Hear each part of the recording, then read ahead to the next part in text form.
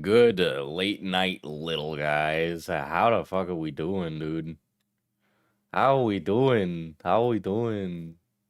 What's up, Holmes? How you doing? I've been I've been baking a pastel in my oven. Bro, you can tell I've been working on that Duolingo, bro. Oh shit. Any opinion on Hasbro going subscription model for D&D? We talked about it on Loaded Dice Pod, which you should check us out over on Loaded Dice Podcast on YouTube. But it'll be on a future episode that we kind of mention it.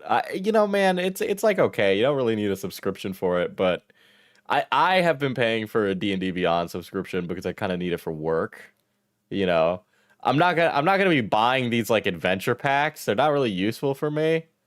They haven't really fit my operating standards, you know what I mean? But that's my thought on it. I don't know. I would like for some of this stuff to get like a real book too, like there's a Ravenloft one out, and then there'll be a Dragonlance one as well. It's like maybe we get all these in like another Quest from the Infinite Staircase type book that has like a bunch of adventures in it. That'd be sick. Um, But like, man, you buy a $60 book, you're basically good. You don't need to be doing any of that extra stuff, right? You only really need that if you play like digital, which I'd assume most people still play in person. But I'm primarily a digital player and DM, which I hear is not as normal. But I haven't watched a Bob World Builder video, so I might be wrong. Um, how long does it take to get a pound of my coffee? A pound is a bit of a weird way to word it. It depends. I mean, everything's kind of like annoying right now. We have like a big order coming through for all of our coffee for some upcoming events. But every time that there's like a global incident, it slows it all down. You know what I mean? Dude, the Strait of Hormuz done fucked up some of our products that we were like putting together. We're doing like physical products. We're like making stuff with like factories and shit. Um, but then war is making it difficult. So there's that. But anyway, aside from that, dude, I fell asleep. I fell asleep. I fell asleep last night, and it made me tired. Oh, last night. What?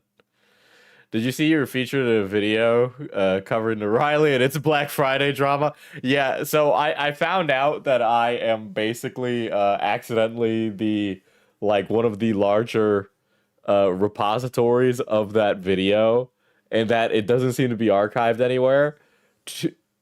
In some off chance that one of the individuals was watching and had to look at my fucking stupid stream where I'm like going bah, bah, bah, bah, bah.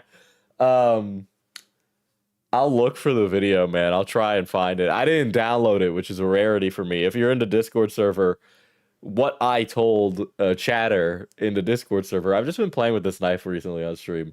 What I told the chatter in the Discord server is it didn't really cross my mind, because in my mind, Riley is not like a big story. She kind of inhabits this existence as like a side character. You know, she's like one of the Spider-Man villains that's like not intimidating. I qualified her as the box ghost from Danny Phantom, because she's like just so unthreatening. You know what I mean? This like, yeah, I guess that's my like thought about it and why I didn't. But in hindsight, I probably should have. But you know what are you gonna do? Coulda, shoulda, woulda, right? But yeah, she's like she inhabits very little space in my mind like that. That's how I ended up doing it. I don't want any trouble. That's crazy. I didn't know I was threatening you like that. I don't know why it didn't show up the So now the dono words work, but now some of the other stuff doesn't. Okay, of course, of course. I love how Stream Elements works these days, which is not fucking at all. When I have time, I will need to move myself over to a new platform at some point, but you know, it works ish, right? It works ish. Anyway, dude, I have you guys heard about the Knicks game going on? I'm not a basketball guy. I'm not a basketball guy, but I am a residential poster, dude. And the president is not. I mean, he smiled through it all, which I guess that's all you can do, right? If I'm being booed by the collective consciousness of New York City, I would probably just have to smile through it, you know what I mean? Here. This was at when they gave the national anthem.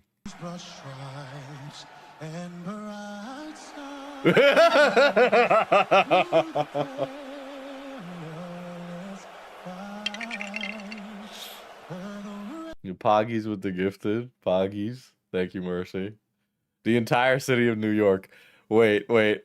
It's outside too. At the Bryant Park watch party, man. Dude, 5 gifted for the Knicks in 4, bro. Hopefully, right? So this is in Bryant Park, and if none of you have been to New York City, this is right by the library. Fuck, Mean Girl. Was it Mean Girls? No. One of those girl shows. One of the girl shows films at this park. It's a very beautiful park. I've been there all the time. But apparently, you know, you could hear boos throughout all the watch parties in New York City neighborhoods, okay?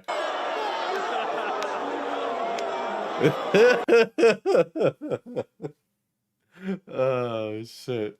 One of the girl shows, yeah. You know what's crazy, too? Is that Mamdani, the mayor of New York, who, in my honest opinion, is my president, okay? I don't give a shit. He's my president, all right? I don't care. Nothing matters anymore. The president is a felon pedophile, all right? If Mamdani is my president. Member at the Weaver Off Dreams celebrates 32 months of membership. Been to NYC in 1991. Still one on top of WTC. Man, that's crazy. You didn't even know that they would make a movie with Robert Pattinson where at the end of the movie it was 9/11. You didn't even know. We didn't even have the number day yet, dude. Yeah, Zoran is my president. But I think that I would explode.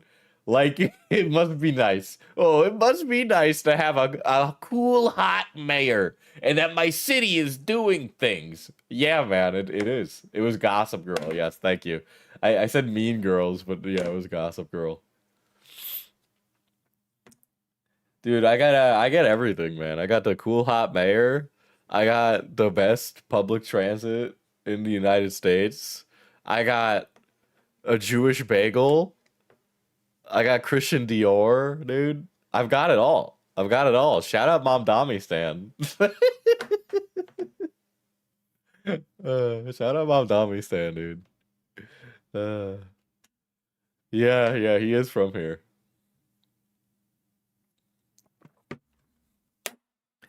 But yeah, I've been trying to look at I've been examining a lot today. I had the bad decision today of being home all day, which is as Nietzsche says, bad for you. He doesn't say it like that, but he is kind of on the ball where Nietzsche's like, "Ooh, never trust an idea that comes from inside your house." I don't know why that's his voice. That's Nietzsche's voice in my head, okay? I voted for Zoran and I would do it again. I did not. I live in Oklahoma. Dude, fuck it, man. Let's just fucking vote in Zoran everywhere, dude. Zoran 2028, dude. He's gonna be president of the world and we're all gonna be happy. And all of the men are gonna get a bisexual goth girlfriend and we're all gonna be happy. You know, like we're all gonna make it Zoomers. Uh, oh shit, we're so fucked. Real talk though, if you're like a Zoomer or a millennial, the fucking 18 to 34 demographic, you motherfuckers need to get out there and vote. If I hear from my fucking community of fat fucking chuds that you people didn't go vote, I'm gonna be very mad. Because assumedly, you at least have a passing knowledge of events that happen. Because for some reason, I'm the person who tells you about them. Oh my god. But I've been consuming the discourse. All right. I've been consuming the discourse. Before I get into the bricks and minifigs updates, can we talk about the bisexual lighting drama? Can we talk about the bisexual lighting drama? Guys, you gotta understand that Master Chief is secretly trans because in the background of the box art on Halo campaign evolved, um, the sky is purple-ish, and as we all know, uh, bisexuals and trans together they're the same thing in this argument. The trans and bisexuals they are infiltrating the Halo and uh making it gay is it? Yeah. uh but there's been a lot of discourse about it, okay? So this is Smash JT who is fat and old. I'm not going to allow myself to be gaslit anymore by these people that tell me that it's just my imagination because it's a very clear agenda that's being pushed. Bisexual lighting is being pushed.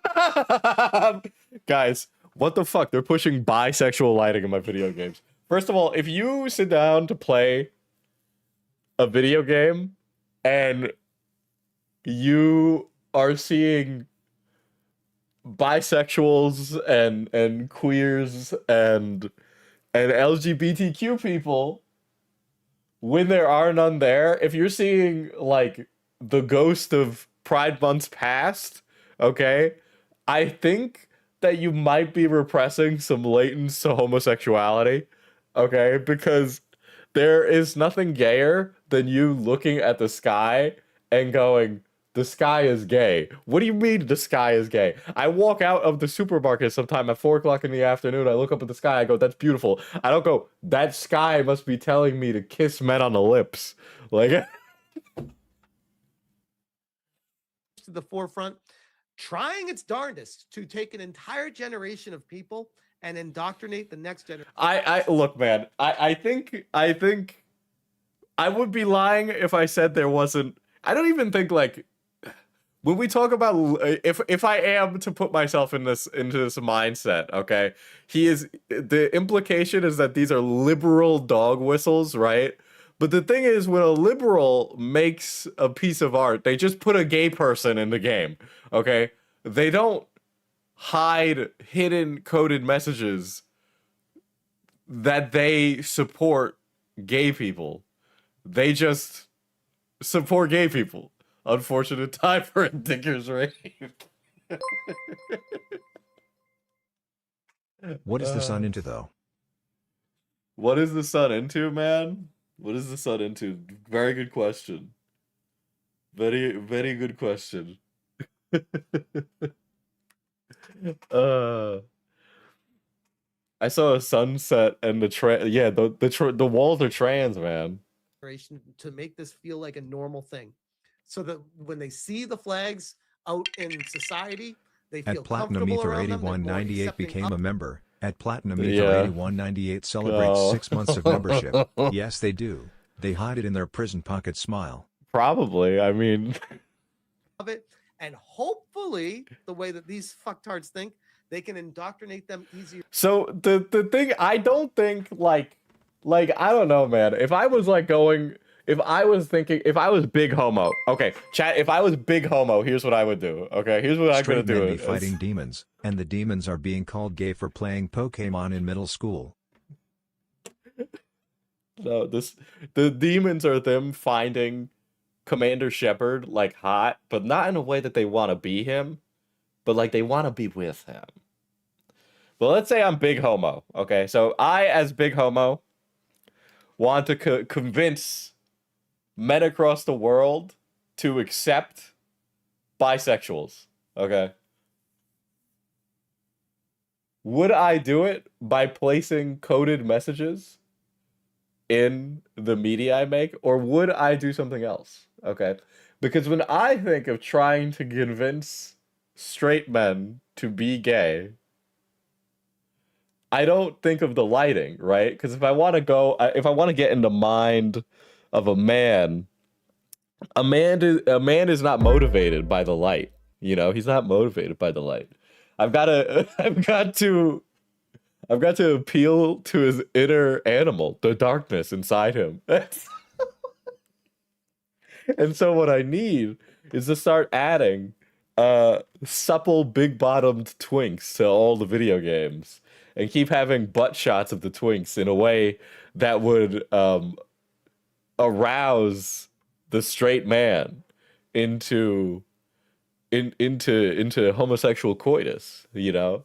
The trick isn't to give them bisexual lighting. It's to play to their baser nature of them wanting to top a guy with a fat ass. You know? Just put them in that situation. Just really, you know, we're talking a good old bait and switch here when we really think about it, okay? But these things will make a difference.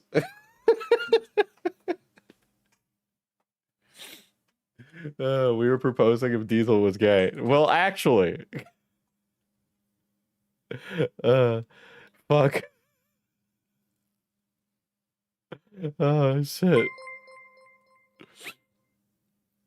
Japan's got you beat there, buddy. That's true. I don't think adding femboys is going to do what you think it's going to do, boss.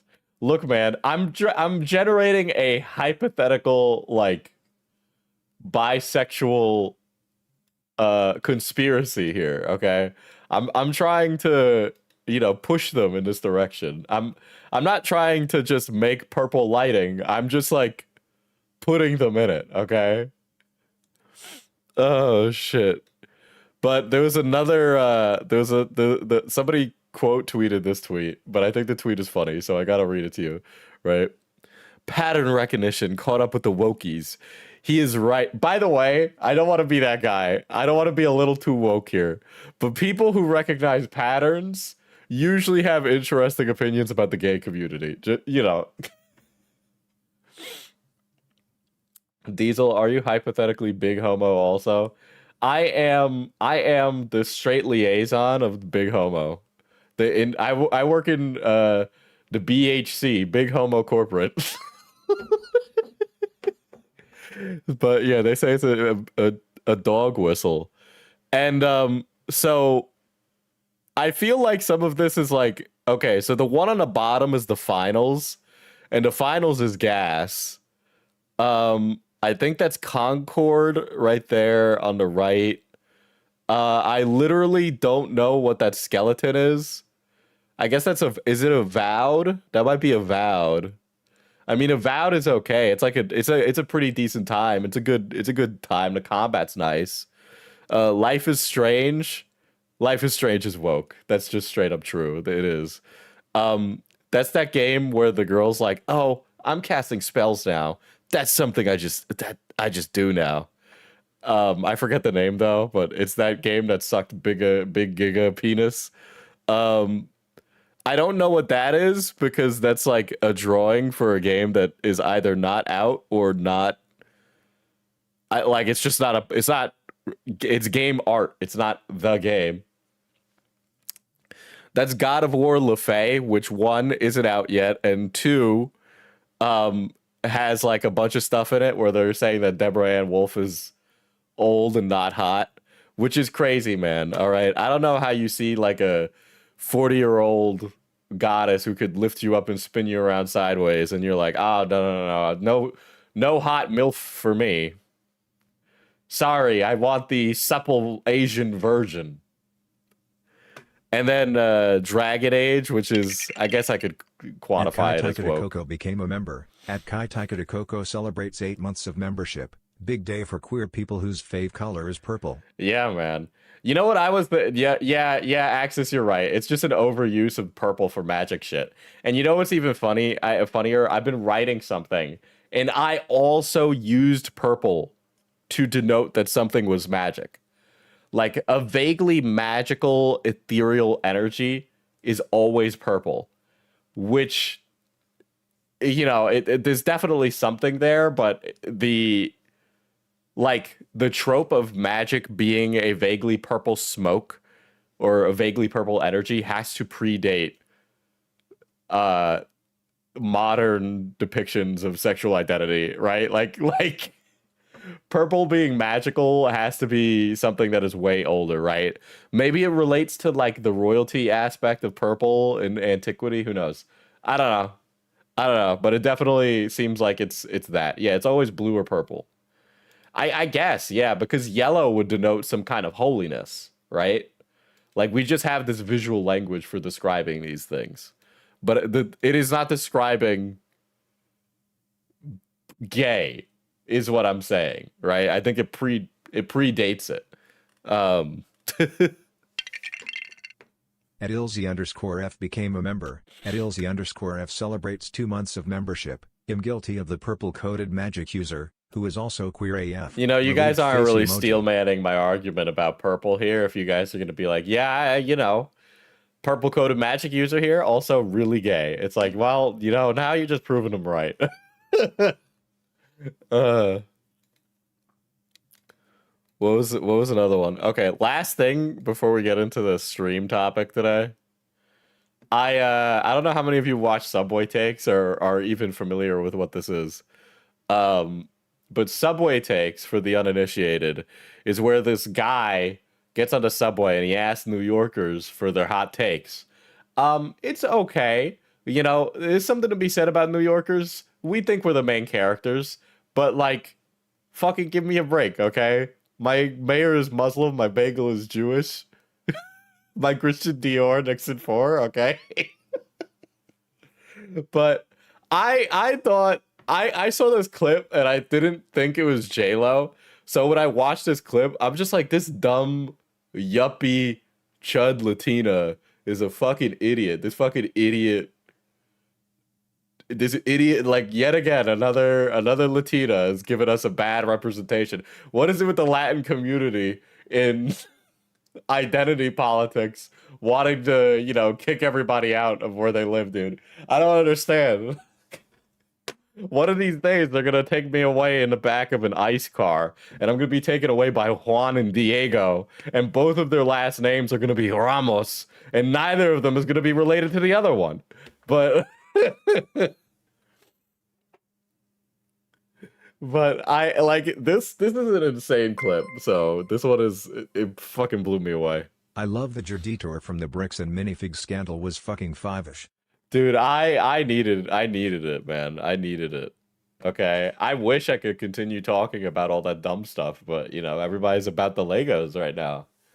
Which I don't know, probably says a lot, but you know, we'll unpack that neurodivergent bag later. So this is J-Lo. I shit you not, I genuinely didn't think that this was J-Lo. So what's your take? You have to be born in New York to be a New Yorker. Yes. Okay. Yeah. I know 100% everybody agree. wants to claim the city. No, I know. Everybody wants to claim our city, but you have to be born in New York. You have to be born in one of the 5 boroughs to be a New Yorker. Well, here's the thing. Okay. When I moved here in 2012, Yes. everyone was like, in 10 years, you can call yourself a New Yorker. Oh, is Yeah, J-Lo's entire thing is that she's hot, more or less. Yeah, that's true. But this isn't politics. This is like just being an annoying New Yorker, right? So J-Lo's position is that it's basically unless you're born in America, that's the only way you can be American. It doesn't matter how long you've lived in America. You'll never be American because you weren't born in America. Which is what her take is.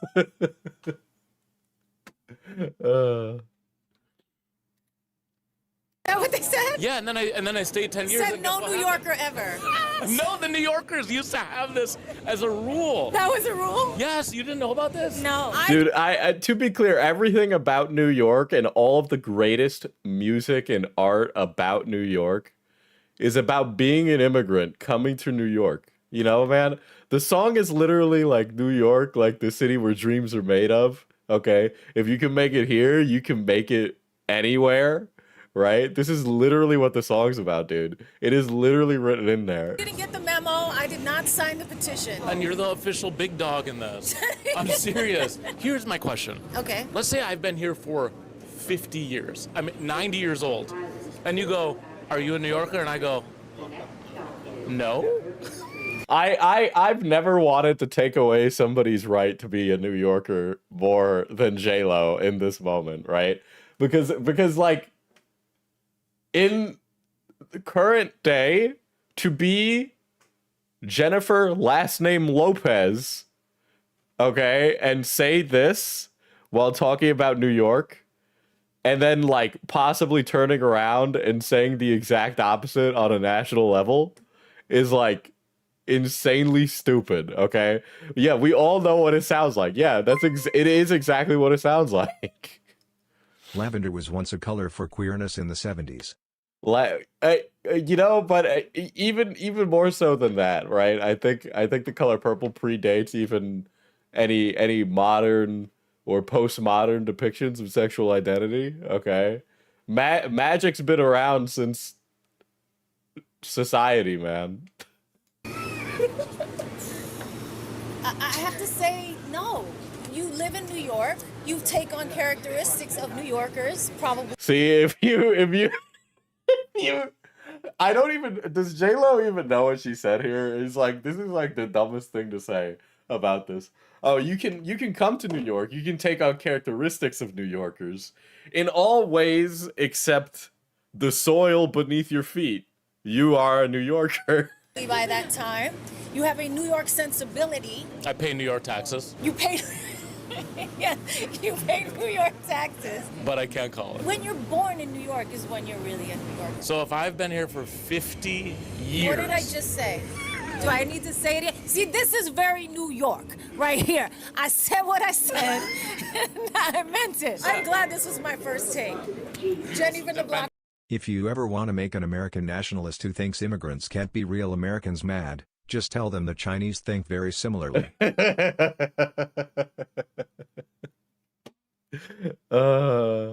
Forever, baby. Okay, what's the next take? Self-love should be Which, by the way, her first take, in conjunction with the second take, is what makes this so fucking funny, by the way, okay? the subject in school. Okay, From if I beat kindergarten JLo all the in way- single combat I can be a New Yorker? Yeah, I think the standard now is that in order to become a New Yorker, you must kill a New Yorker to take their place. PvP has been enabled in Manhattan. Okay? The game begins. But her second take here, where the first one where she's like national identity politics, but for New York City. The second one is you should love yourself. through college. 100% agree. Because they teach us things intellectually, but an intellectual motherfucker with no emotional intelligence is dangerous. Jennifer Lopez, I think you need to know how the other half of the aisle lives. The dangerous person. Okay? Clock it, all these. But that's true. They're Bars. bad people. That's how you get a bad person. And if you fail, just like anything else, you can't go out in society. You can't have a job. You have to keep going You have to keep going until you become a good person. and there would be a lot of people that never come out. There would be a lot of people stuck in self-care class. Our whole government. Yeah, our whole government. Oh, dog, you can't be doing that, man. What is going on? What is going on? I don't.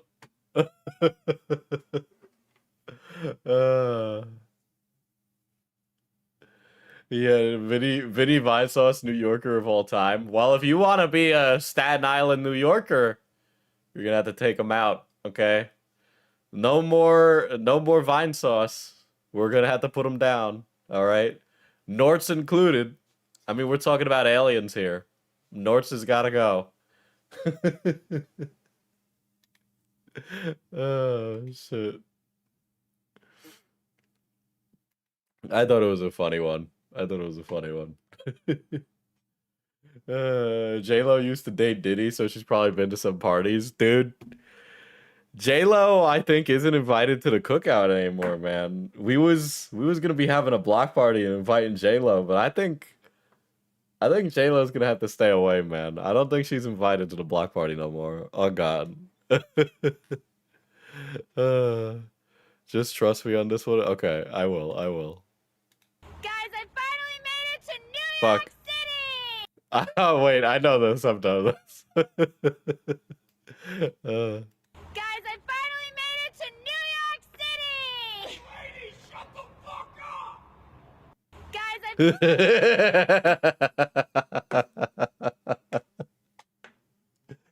Uh, I have so many stories about Manhattan that are just so amazing that I could never ever get through them all. It's amazing. This is peak, dude. This is peak. God, fuck.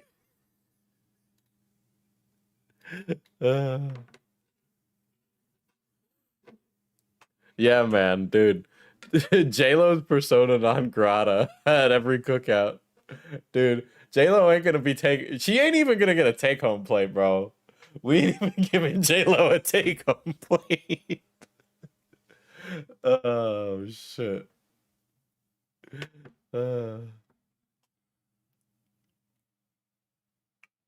Let's get into it, okay? So we finally caught up with everything, but then more things happened immediately after. So Bricks and Minifigs had been approaching Patreon, and they had been trying to get Ben to take down his stuff, right? Basically, they were trying to stop him there. And Patreon and Jack Conti, the owner of Patreon, in a rare... I mean, he's not like not a big talker. it was just very strange to have him come out and say something about this. We have like crossed the threshold when we get the CEO of a large corporation saying, I will not bow to the whims of this other corporation that is trying to impose on me. So this is really strange, I think. But yes, so this comes from the guy who owns Patreon. Okay. Had a homeless man approach me in Manhattan to ask for change. I said I had none, and he went, not even a quarter? Damn, you more broke than me. Dude, you haven't had one of those situations yet where it's like, I was in Penn Station. This is another one where I was with my ex, and we were in Penn Station. We were gonna be hitting a train because we were going to Baltimore because we just wanted to go like to the worst place on planet Earth. And this was before they did the renovation. So if you've never been to Penn Station prior to the renovations, it's still there.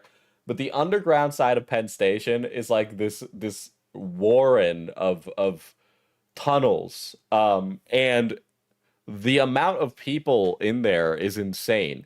But as a result of that, a lot of homeless hang out there, right? And as we're walking through, you know, the general standard is you walk fast and you don't acknowledge people, right? You're like, I'm fucking busy, brother. I got places to go, people to see, bada bing, right? We get on an escalator to go up to the platforms where the trains are, which is still underground. And this guy is following behind us. And he grabs a hold of my arm because he had been calling at me to be like, you got any money? You got any money? You got any money? And then he grabs my arm as I get on an escalator. And we're getting to the top. And I'm like, no, brother, that's why I didn't answer you. And he's like, how about you have some fucking manners? And and my ex turned around, who was like 5'2", and was like, who the fuck do you think you're talking to? How about you go take your shit somewhere else? Blah, blah, blah. And he's like, all right. And he left. And then we've got on our train. But that was like the worst experience I've had, where a guy was so adamant that he would shake me down for money that he chased us down a hallway and demanded such. Homeless guy gave me $1 once. He knew me as someone who always gave change out to the homeless. When he found that I had nothing, he gave me his $1. That's actually very nice. That's very nice. I've had like the, sorry man, I don't got any cash on me, and he's like, I got Venmo. It's like, brother, I'm not Venmoing you $1.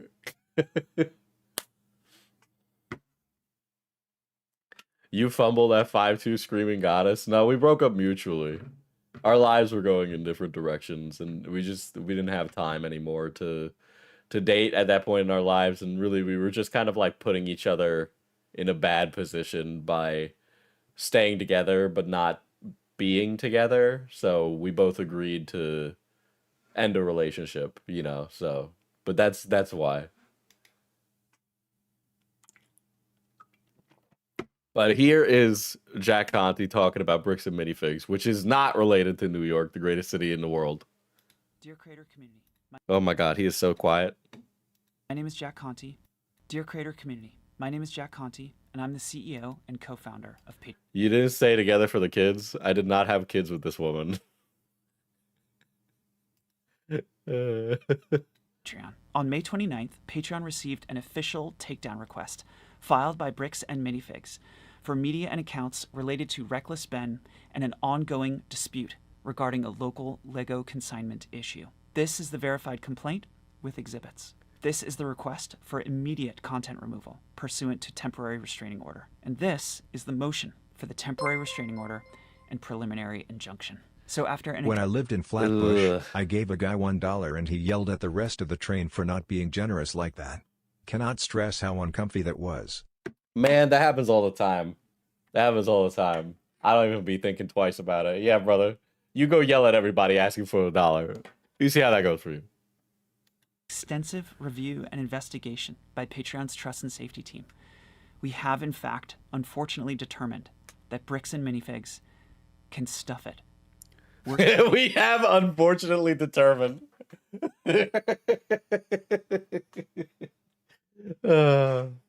What a polite way of wording it. Ben's page up. And if Bricks and Minifigs doesn't like that, they can sue us.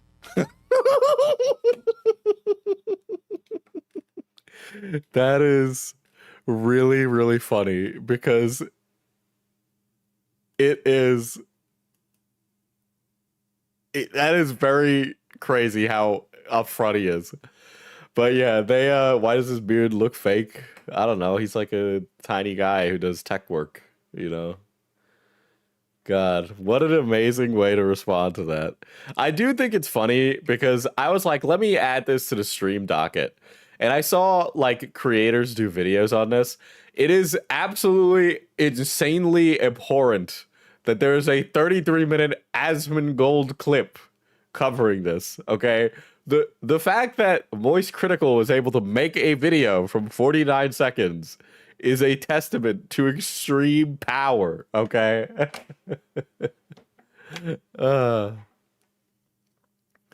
But yes, this is quite literally one of the best responses I've ever seen from like a CEO. Very strange, very funny, but it is so strange. Yeah, you know Patreon would have taken that shit straight out of Utah to federal court too. Absolutely. 49 seconds. How long was his video? Let me check Voice Critical. Hold on.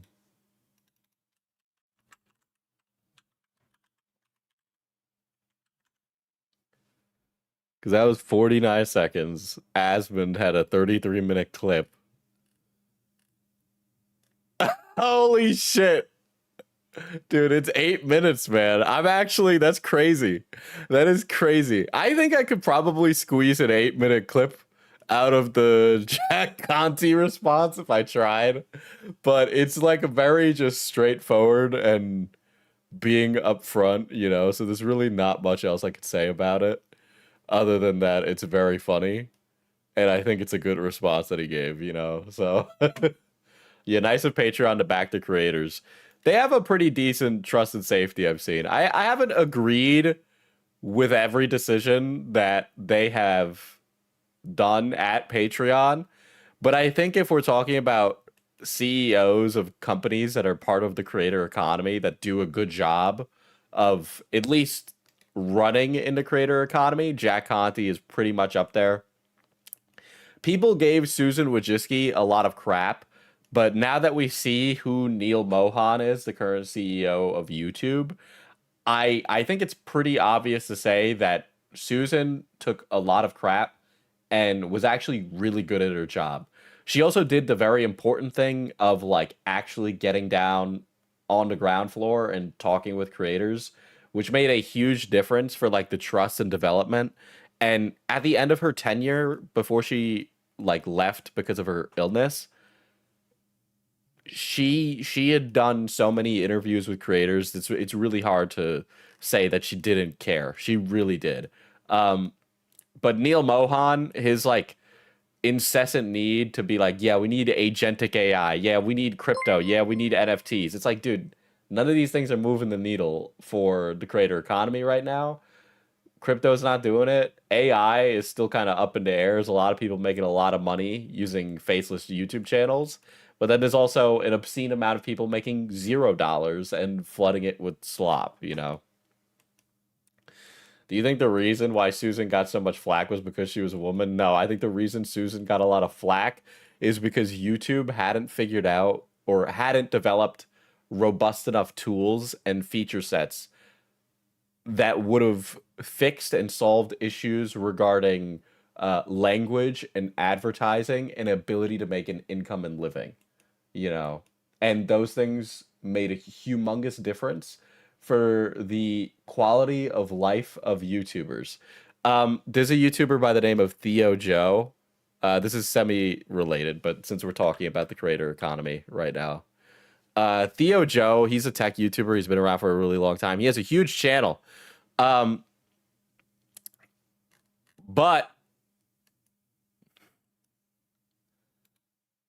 He said, if you wonder why YouTubers have so many sponsors, it's because even McDonald's pays more than AdSense, which is true. I can't stress enough to you guys how YouTube, from being paid from YouTube, has gone down in years. Like, it is insane how little money you make, right? YouTubers are famous, they're not rich. Okay? The guys that are rich, but then everybody else, not rich. Yeah, this is from ads. This is from AdSense, which AdSense used to be a way to make a livable wage. Okay? But yeah, that ship has sailed a long time ago, you know? Now you need sponsors. You need sponsors. It's the only way that you cover the gap, or fan funding, you know? I like the streams are, I obviously make like a little bit from AdSense, but if we like did the math, I make probably about $90 a month from ads, which is not good, and like maybe covers a tank of gas for me. So yeah, it made sense why so many YouTubers do side hustles. Yeah. And then the guy's like, now show us how much you made from sponsors being in the US at 3 mil subs, brother. Yeah, and he'd be like, I'd be the first to tell you that subscriber count is almost meaningless these days, which is true. Which is true, by the way. If you're a new head YouTuber, which is why I always laugh at these new guys like Riley, who talk about how subscriber count is the most meaningful stat, it doesn't fucking matter anymore.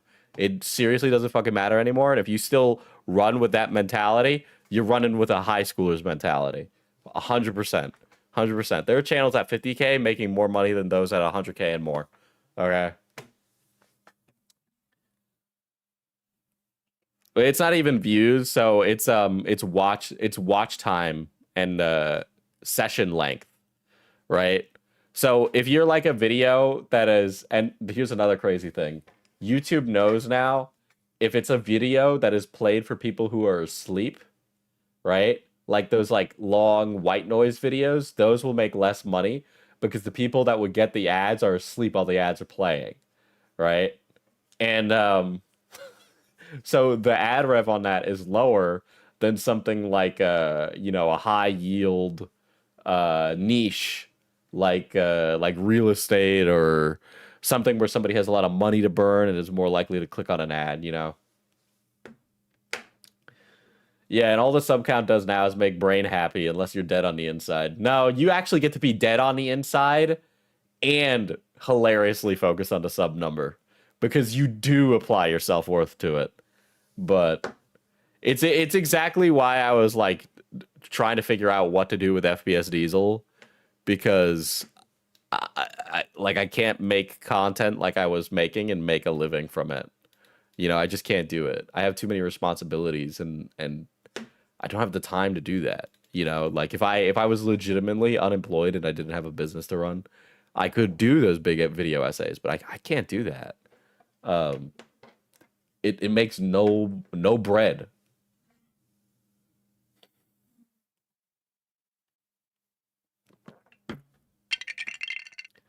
Monique with the 5 gifted. See what I mean? This is literally paying my bills, actually. Yeah, sub count lets you do community milestone. Some sponsors care about sub count, but not all of them do. A lot of them now, they want to see your average view rate over the last month, right? And then from that, they determine your value. And there's like a whole bunch of calculations that we could do to figure out how much you could make from a sponsor. But generally, a sub count matters a lot less than some other features, for sure. And YouTube does that. They can actually make marketing packages that you send to ad agencies to be like, this is what I get. What will you give me in return? Any remember those Lego CD cases? I do. Yeah, absolutely. Absolutely. I used to play fucking... Not those CD cases, but I used to play the Lego game on like the big ass brick computer. You know, the one where you throw pizzas? It's gas.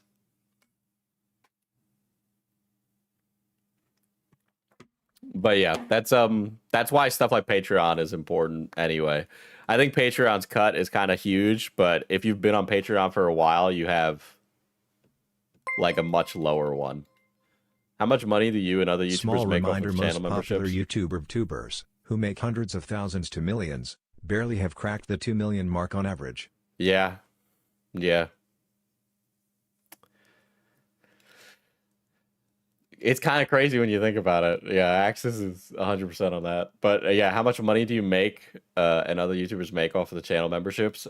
So the split is 60-40 from YouTube, which is okay. That's pretty average for stuff like that. I think Donos, the split is different. And obviously I make the most amount of money from a Stream Elements donation, which is, I think it's 100% of that. I get 100% of it. But nobody uses it because nobody wants to go off-site. So the 60-40 split is what happens. How much I make, I mean, to be honest, I literally make probably less than what Theo Joe is making. I really don't make a lot of money. I make, right now, from this stream channel, I probably make about 16K a year. Forgive me, Diesel, I have been slacking in my watching. Now all of you are donating. Now I feel bad. We're just talking business. 60-40 kind of sucks. 60-40 is standard. 60-40 is standard. Yeah, Twitch used to be the better value, but Twitch has done away with that. And now Twitch does exclusivity deals. So certain Twitch streamers make a lot more money than other Twitch streamers. But usually speaking, it's either 60-40 or 70-30. It's one of those, but neither is particularly good. Yeah, no shit, it's not livable. Thank you. No shit, it's not livable. That's why I run a business. I could definitely grow this channel in a way to make more money. And I want to. I just don't have enough time. Which is why I'm live right now, because I won't be able to be live tomorrow. You know, do you make money from your business? No. Not yet. It's the first year. You probably don't make money for you usually don't make money for your first year. Maybe even more. And when I do start to pay myself, I will be the lowest paid employee because I want to make sure that my staff is paid. But yeah. Dare I ask if premiums help you? Oh, if YouTube Premium helps? Yes, the ad payout from YouTube Premium, it like goes into a pool.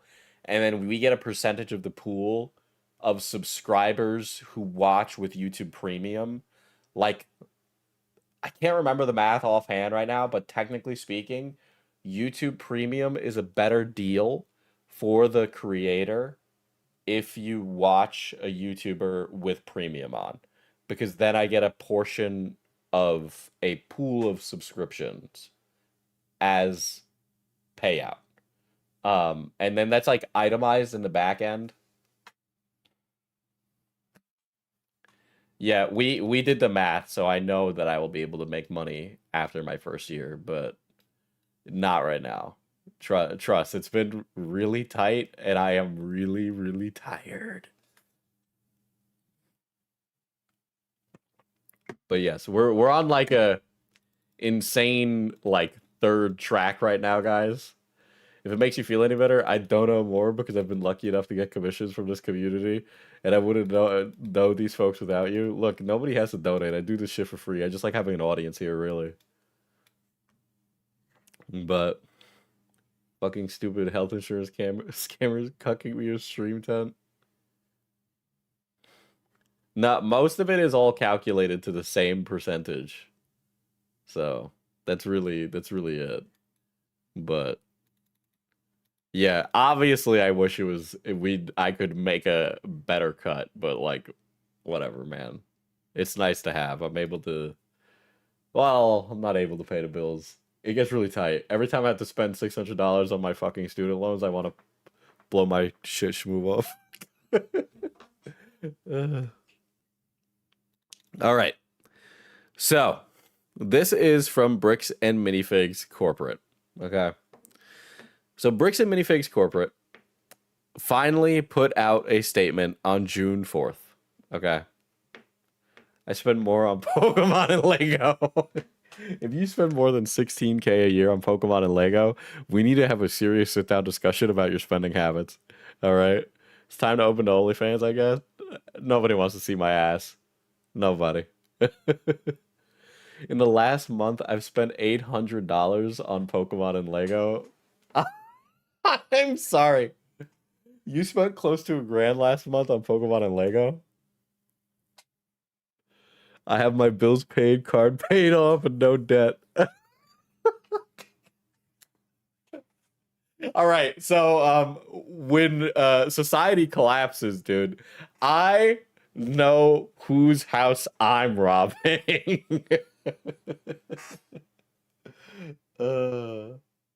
I know who I'm going after first.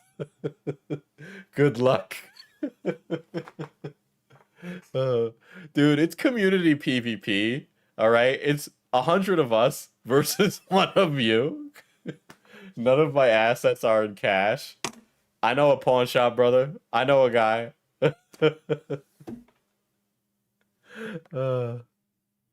Dude, yeah. When I'm rich, there'll be signs. And then it's just a bunch of Legos behind me. At Cobalt_64 became a member. At Cobalt_64 celebrates 7 months of membership. I want to see. You don't want to see me naked. You don't want to see me naked. I'm not at a point in my life where I'm something people want to see naked, man. We gotta have some standards here, all right? How about the Lego bust of the Star Destroyer?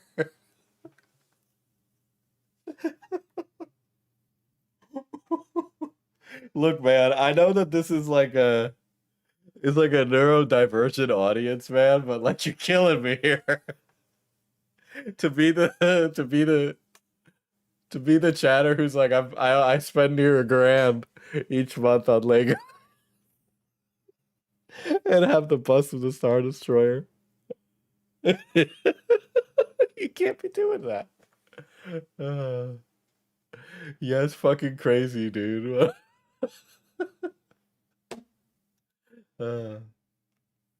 Fuck.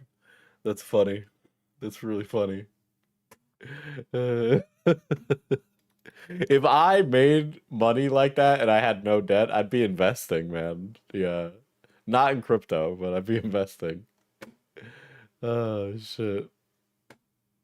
That's some gas. That's gas. I can't even front on it. All right. So this is from Salt Lake City, Utah. The byline. Okay. June 4th, 2026. Bricks and Minifigs, an authorized Lego reseller specializing in buying, trading, and selling Lego products, today announces a permanent closure of its Salem, Oregon store, as well as a mutual agreement to part ways with the franchise owners Brandon Best and Joshua Johnson due to a devastating social media campaign. So I'm parting ways with these two guys because somebody else went after them, is what you're saying here. Interesting way to word that. While the investigation continues, BAM's current state of its investigation has uncovered significant evidence of gross negligence in how the store was previously operated by the prior owner, which is believable, as well as operational gaps during the transition and subsequent management of document recovery. More importantly, BAM leadership has personally reached out to Brian Mansell and family to meet and review documentation revealed in the investigation and come to a mutual and positive resolution. Dude, Brian goes to try and like figure out how much the collection is worth to get paid out, and a Mormon super soldier comes up behind him and blows his head off.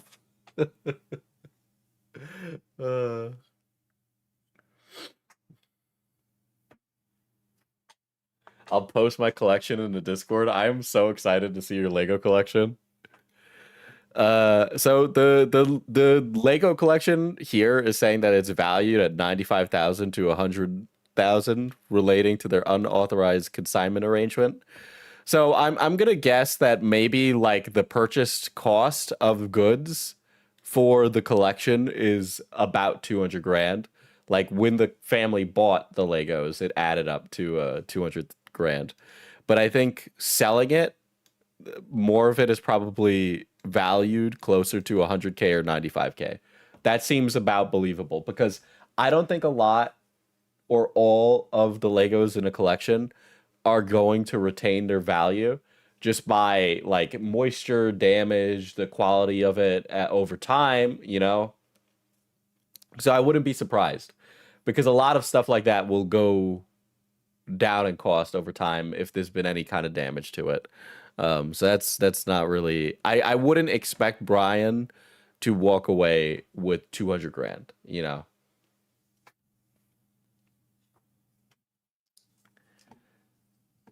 Anyway, findings are directly related to ongoing investigation situation involving collector Brian Mansell, whose father's Star Wars Lego collection was part of an unauthorized private consignment side deal in the Salem location that predated Brandon and Josh's ownership of the store. So this is kind of like a weird one because they knew of the consignment agreement at corporate. It was listed on the inventory. Check Jen. I gotta see this. Oh my god. Oh my god. I have a lot of Gen 1 stuff. Like their Pocket Monster cards. I need to get them all valued. But they're really, we're talking like, I have a lot of stuff from the 90s. This is a lot.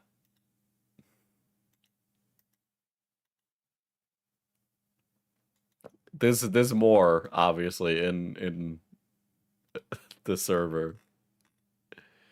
Currently, my most expensive ungraded card is like 1.5K. I still care about the Mansells being made whole, but honestly, I think I'm more interested in all the violations of civil rights by police now. Yeah, I genuinely, I gotta be honest. This, maybe this makes me sound like a piece of shit, but I couldn't care less about Brian. I couldn't care less about Brian. I am more interested in the Mormon industrial complex. Okay. I'm more interested in the Mormon industrial complex and its gross abuses of power than I am the other stuff. Like, obviously, I hope Brian is made whole because being a victim at the hands of Big Mormon is a problem. But then, more so than that, I also want Mormons to be held accountable for their issues, you know? I want something to be done about it because I think the Mormons are a problem, you know?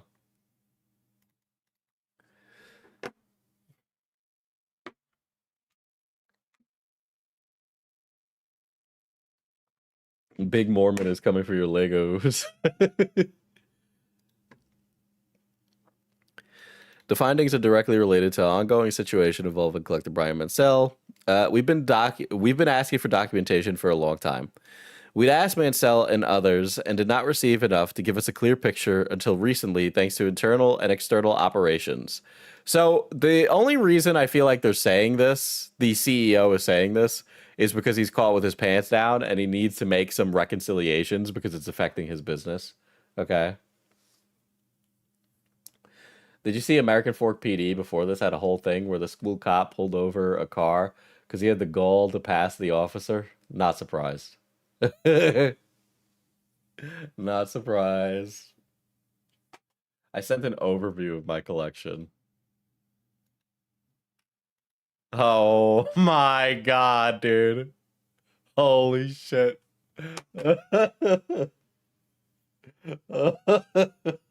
This is 13,000 Canadian. I can't. I'm fucking losing my fucking mind, dude. This guy's outperformed. To be clear, I just want to put this into perspective here. This guy has outperformed my stock portfolio. Dude, Chatter outperforms my stock portfolio by going long on Pokemon cards, dude.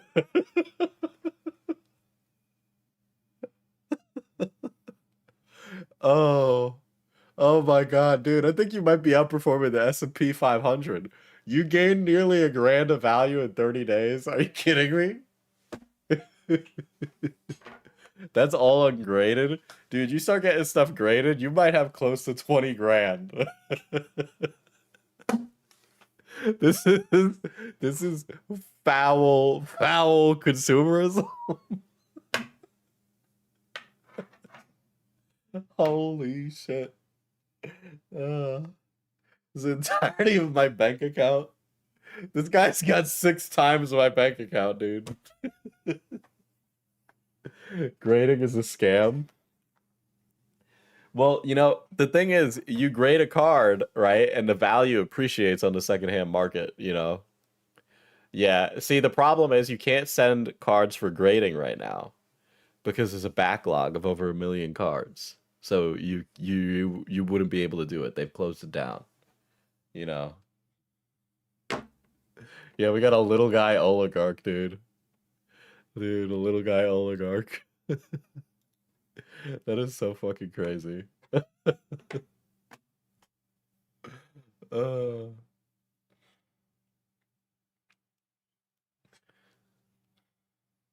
yeah, literally everybody grading bulk is causing the cost to go up for all of that. Okay. Diesel always had oil barons in his audience. Yeah, that's true. That's true. There's some serious oil barons here. But yeah, Logan Paul is legitimately part of the problem because we got a lot of big secondhand guys causing a big issue. How much was that at USD? I don't know, man. Go look it up.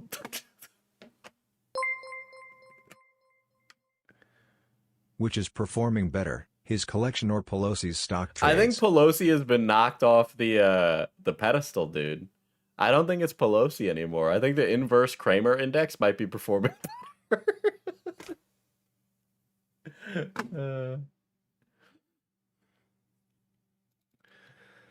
Anyway, getting back to this.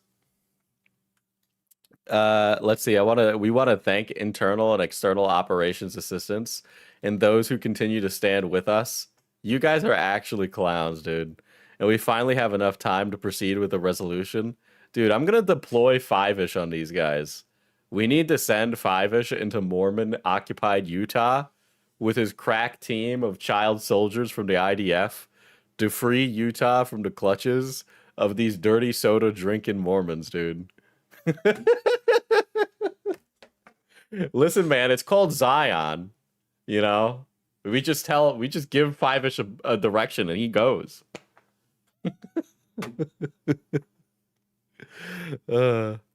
And now, said Amon McNeff, CEO of Bricks and Minifigs. And now that we do, Brian, we continue to offer to sit down with you and prepare to discuss dropping the lawsuit against you. Let's go through the spreadsheets and POS data together to ensure you're made whole monetarily and ensure that whatever Star Wars Lego was or remains in the Salem store, whether you identify as yours or not, you can have it. We will ensure you are compensated for anything unaccounted for, including what Miss Law and Gorman failed to compensate you for without your knowledge. We are ready when you are. So, what if the former owner is just being wrongfully accused of being a duplicitous like cretin I always here? say, put it all on red for Charizard. Put it all on red. Dude, Platinum is at the roulette wheel. He's like, let it ride.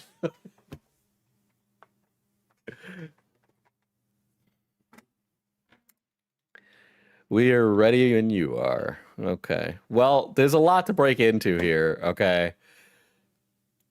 Like, yeah, you're going to compensate him, but like I also feel, is it just like, maybe I just feel that negatively about Mormons that I legitimately think that you guys are like trying to connive this guy into some evil scheme, okay?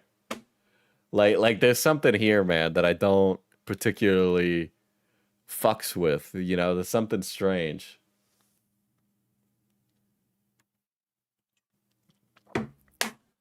Like it's very much them not wanting to sit down and say they made a mistake, right? That's something that also like annoys me about it, because it's very clear that they were less than honest about the reality of what happened to the collection. And so now that we're at this point, it's like, well, too little, too late, right?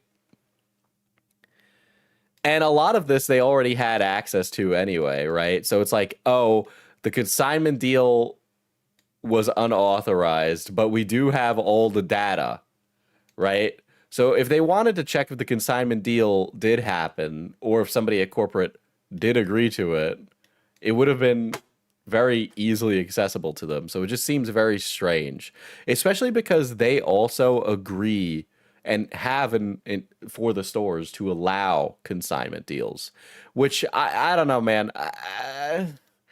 I'm not like, okay, hypothetically speaking, if I was a father, would I want to buy my kids used Legos? No. Like I like the idea of upcycling, right? Like I like that. But when a child plays with the toy, like it gets like dirty and stuff, right? So it's like all of these consignment deals are just for collectors to sell to collectors, so it could all sit in boxes to be resold later. But then alternatively, if I'm someone trying to buy like a gift for a kid, well, it's just kind of gonna be like a gross old Lego, you know? I think honestly, I would just rather spend the money to get like a new Lego that doesn't have like child drool in it, and I know that I'm guaranteed to have something clean, you know? I don't know, that's just me. Because otherwise, it's a collector buying old Lego sets so that way they could sit there to sell it in the future for someone else, right? Because at either way here, these things are going to end up in like a landfill at some point, right? I don't know. It's like I think like, oh yeah, a used toy, it's okay. But then in the same breath, I'm like, I don't really know if that's the kind of thing I want to be getting for my kid used, you know? I don't know. It just I'd rather have the guarantee that it's going to be not filled with germs, okay? Yeah, I mean you can't clean the stickers. You can print new ones, but it's not the same. Yeah. The investigation also produced new documentation that dramatically challenges the speculative social media narrative around Mansell's collection. Evidence shows there were 3 sets of books being managed by the previous owners, Miss Law and Gorman, regarding the collection, all with different accounts of what was I sold. am happy y'all have massive investments in Pokemon cards, but at the same time money and investment has ruined this hobby, and people need to remember these ain't baseball cards. People play this.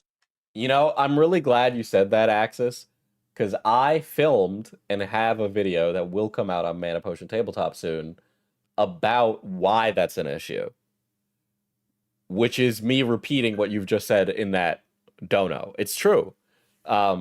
These aren't like baseball cards. People play with these. It actually dramatically changes the landscape when cards increase in value for a trading card game, because there is actually a downstream effect of it affecting my ability to get cards. It's crazy. At Rosie Poyo became a member. At Rosie Poyo celebrates 4 months of membership. Diesel, what would I need to draw/animate to get you to cover the order / the Kingston Clan / Davis County Cooperative? I have For the no record, I fucking am clue broke. what that is. I have no fucking clue what that is. But you know what? If the community has like a thing that they want drawn or animated, they are welcome to suggest it. Okay, I'm sure so many people would be interested.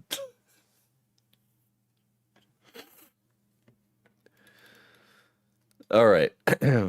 All the different accounts. So this person, they are claiming that somebody else had 3 different books that they were cooking, all with different accounts of what was sold and more reliable high-end market values for the entire collection. So I gotta say something. If you are a franchise, why do you not have all of this digitized? Like, I feel like it would be easier.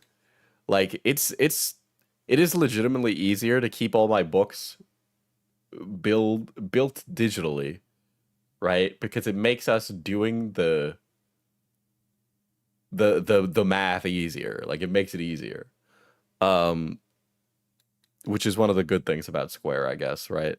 Consistent with what Brian himself stated publicly on the Collecting Weekly podcast in April 2025, and consistent with the $80,000 in product and or cash he sought when he visited the store on or around November 21st, 2024.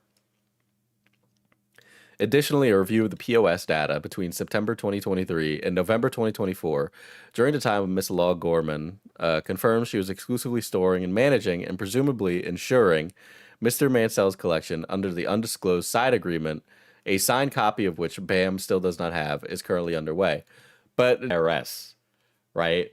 Like doing that and then running like a cash business where you keep 3 separate books is exactly the kind of thing that brings IRS undercover agents to your doorstep to try and finagle out what financial crime is going on. The only reason that they haven't gotten a knock on the door by IRS agents is really because they're Mormon and not like Italians running like a clam restaurant or something. Okay.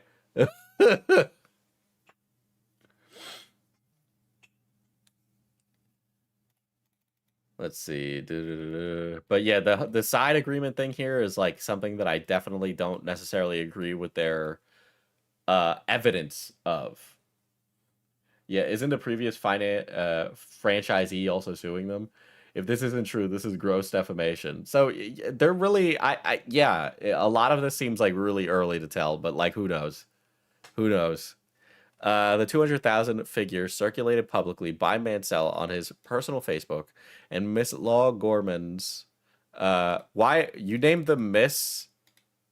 Why is it Miss Law Gorman? So is it like 2 people or 1? First of all, second of all, there's like weird spelling mistakes with this that is very strange. Probably should have this spell checked because. This married woman or this single woman is apparently doing this. How do you feel about Mormons not being Christians in the eyes of the federal government anymore? Rare Hegseth win, I guess, right? That was Hegseth who did that.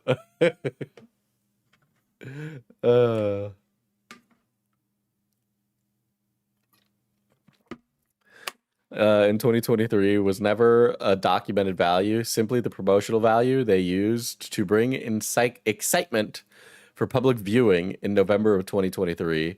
An event which Ed Mansell, father Brian Mansell, was also documented by both parties as present.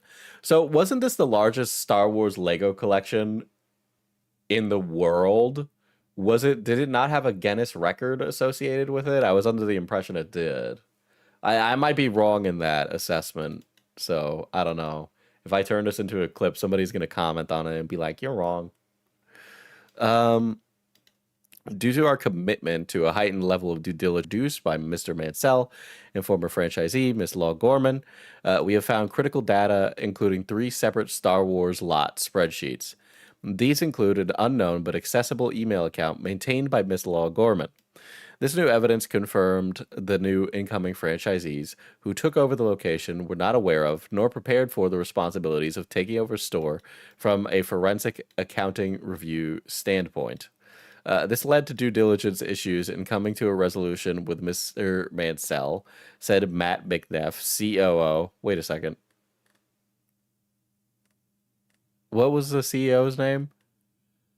Oh, so the CEO is in charge and his brother is the COO. Is Bricks and Minifigs a family-run mega corporation?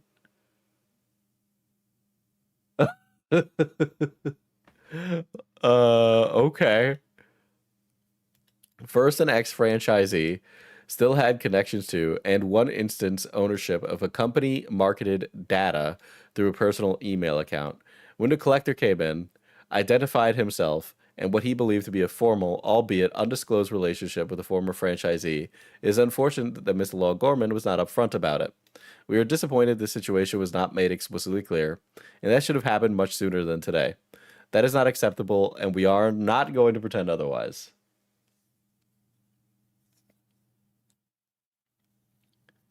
Huh.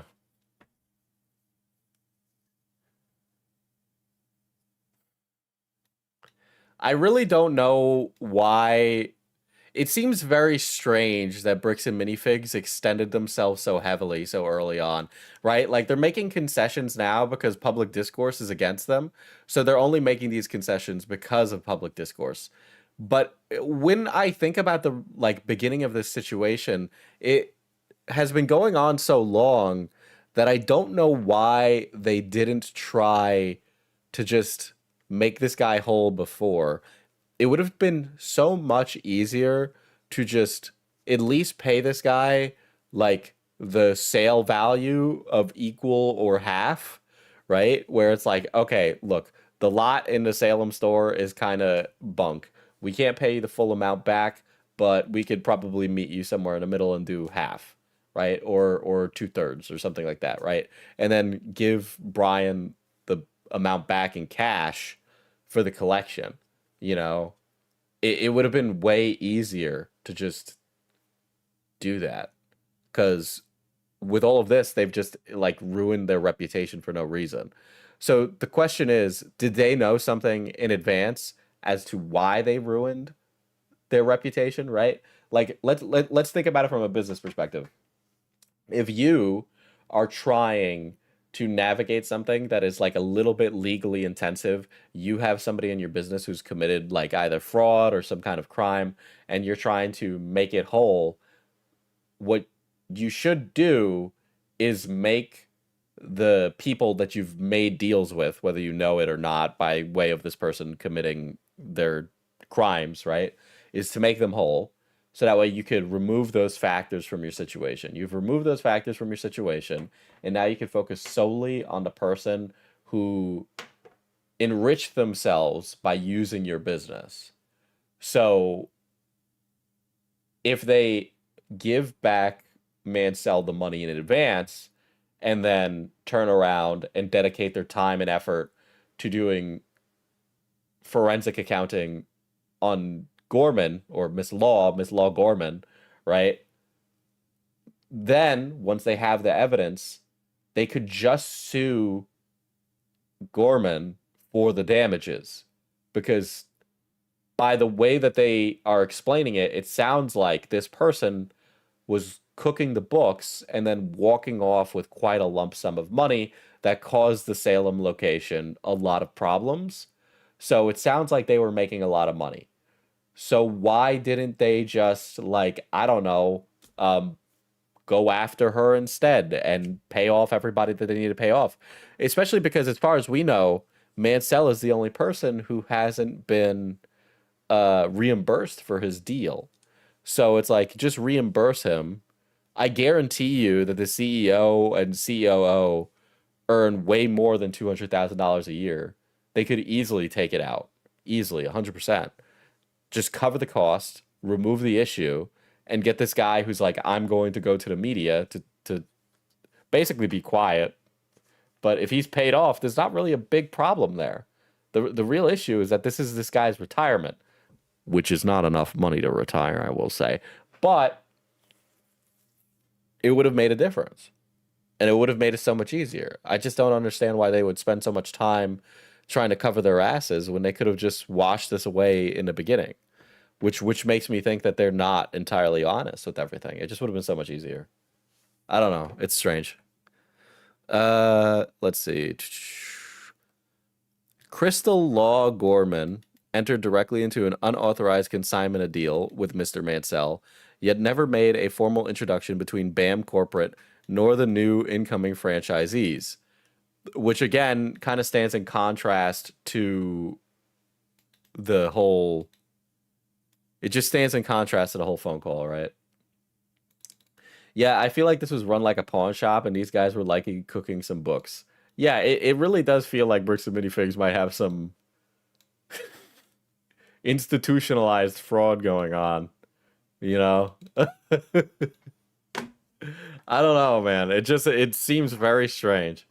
But yeah, this whole like pawn shop vibe with a Lego store, I find kind of gross. I think the concept of turning Legos into a pawn shop type thing is like a sleazy, like cigarette smoking attitude to a brand. I do feel like it ruins the prestige of the Lego brand, Bricks and Minifigs. It like represents it as like just like a cigarette smoking pawn shop type attitude. It's just, I don't know. Maybe when someone should give a good old tip to Uncle Sam. The IRS should totally know about this already, but clearly they're not doing anything these days. Was it retirement? I thought it was medical expenses. It could be either or. It's nearly midnight, so cut me some slack. But yeah, and I'm struggling to read this. I'm not even gonna lie.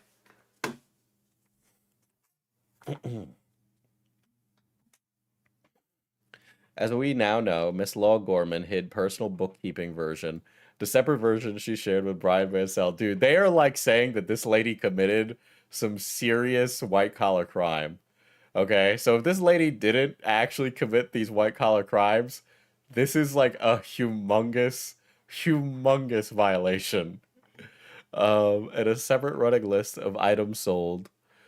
The separate version she shared with Brian Mansell and the separate running version list of items sold were overseen by Miss Law Gorman and shows significant discrepancies between what she publicly paid Mr. Mansell versus what the trackers included. Our internal POS data shows more than 52,000 and potentially more was sold from the collection during her tenure, which is significantly more than was reported by Miss Law Gorman. Okay. So, in my opinion, Mansell having his own version of how much has been sold of his collection is totally okay. But if the one that she was keeping track of, like let's say she was developing a spreadsheet, sharing it with Mansell, and on that she's like, Mansell, you made this much from this, you made this much from this, right? And then he would go and he would collect that. If there's a separate version that is being shared with corporate, and then on that version, it's like, we sold Mansell's collection this amount for this much, right? And then somewhere in between those two discrepancies are there. The difference would be what this person is taking home and pocketing in cash, right? That is what I'm hearing here. Or if there is 3 separate versions, which sounds like what is happening, the third version is the one that's being sent to BAM Corporate, which means they'd still be getting it, which is also kind of conflicting, right? So there's that. This is honestly the least fun I have seen some have with Lego. Yeah, who doesn't love white-collar crime? Right? So it's like, we have BAM Corporate that gets 1, and then in that it says, this collection was sold for this much, we made this much, right? Which is a lesser amount. She has a separate version that she keeps for herself, where there is the higher amount, and then the third one where it's the cut that Mansell gets. But either way, it basically is saying that, like, there's a discrepancy between the spreadsheets, and the discrepancies are pointing out to this woman is pocketing some in cash, right? But if she was also let go from Bricks and Minifigs, doesn't it sound like they would have found out she was cooking the books and skimming from the top before that? And then third, this kind of thing only works if you only do cash sales.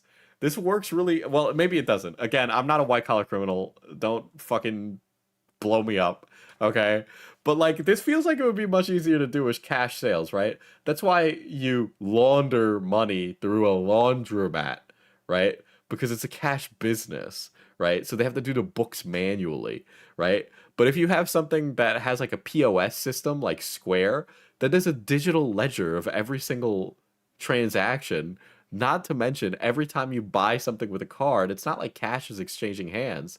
You would need to go to the bank and then pull that out of the bank, because it's not in liquid cash. You can't just walk away with it. So either all of these things, all of this $52,000 of stuff was sold in cash, or I don't even know how this lady would have walked away with the money, right? Like it would need to be in cash to make it easy, right?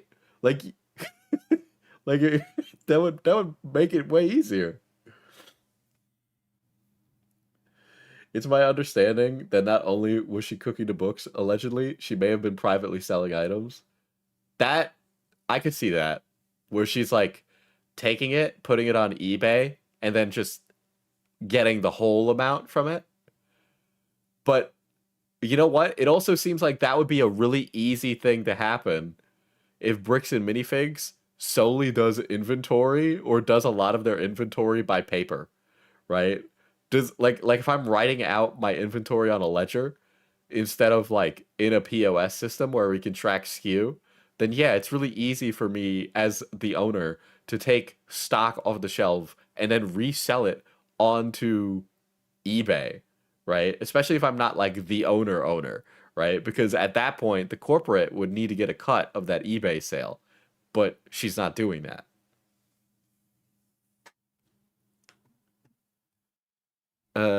Law Gorman was ever authorized to enter a consignment agreement with Mr. Mansell through the franchise and never introduced blah, blah, blah. Okay, more key details.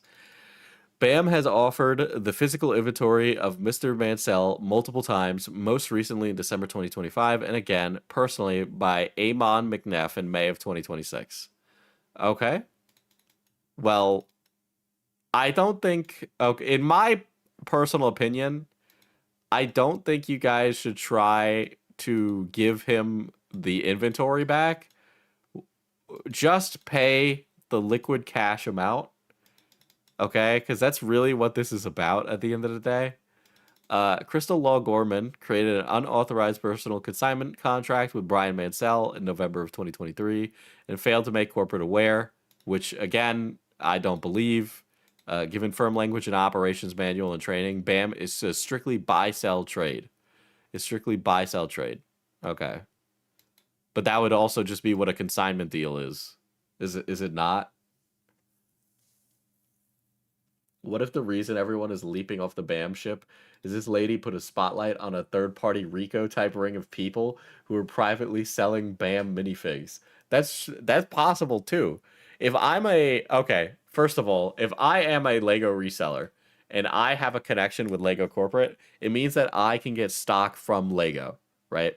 So like I've talked about this before where I get access to warehouses that allow me to buy bulk, right? So for example, I get to purchase Magic early, right? I purchase it early, and then it gets sent to me early, so that way I can be ready for the pre-release, right? Or I could have the play boosters early and all of that stuff. Now, my allotment for that is determined by a few things, but technically speaking, I do get a portion, right? I get it to my store. Now, here's where shit gets funny. You're not supposed to sell that stuff early, right? Which obviously we don't. But every time you see like a play booster for an unreleased set come out online early, or an unreleased Warhammer set come out early online, that's because a store somewhere either accidentally sold it to someone early and they immediately turn around and they're trying to make a profit on it, or the store itself had somebody at the store go sell it. This is a scalper technique, by the way. Some of them start LLCs to buy bulk and stock for themselves. So I can tell you that at least for the card and board game market, they are really good about stopping that. So here's what happens, right? I'll do Magic because Magic is pretty much the only company. WotC is the only company that seems to be doing a good job about this, actually. Pokemon is kind of like very passive about this. I don't buy directly from the Pokemon company. I buy from a warehouse that buys from the Pokemon company. And could they do the logistics, and they're connected to the factories, right? So what happens is WotC says, we work with this warehouse. You buy from this warehouse. We're like, okay. And then they say, you can only buy from this warehouse if we know you're a real store. Okay. Okay. So how do we do that? Well, first you need to fill out the paperwork. Okay. So we fill out the paperwork. The second follow-up on that is you need to show us a video of the inside of your store. Okay. So we film a video of the inside of our store. But it's not just any video. Our store needs to be open at the time of the video. We need to show the inside of all of our drawers, right? We need to show the inside of all of our drawers or shelving while we're open, right? And all of that is what we do. And then we do that and we send that video. And then somebody at WotC reviews the video and goes, cool, you guys are good. Welcome to the Wizards Play Network. Here's your code. Every quarter or every few months or every few weeks, one of our representatives will be in touch with you and they'll work as an intermediary between you and the warehouse to get you promotional material. And then when new sets are coming out, you will know about them, but you will have to purchase them from the warehouse, and it's a lottery. So you're not always going to get as many as you need. So usually what happens is we make the order, and then we place the order, and then a guy who works at the warehouse has to approve the order, and then the guy at the warehouse can't always give us the allotment that we ask for. So we always try to purchase more than what we will get because we will get less, right? Because there's just not enough to go around. So they keep the artificial scarcity there. But there's legitimately, like, this is like one warehouse that serves the entire East Coast. But they're really, really like I just explained all those steps. That's how you stop scammers, because there's all these things, there's all these hoops in the way, right? This is how you stop a scalper. Pokemon doesn't do that. I really don't know what Pokemon is doing. I basically just get it sometimes if I'm lucky, but I don't have a personal connection to the Pokemon company. They're really, really absent about it. Bandai never answered us. I don't know why.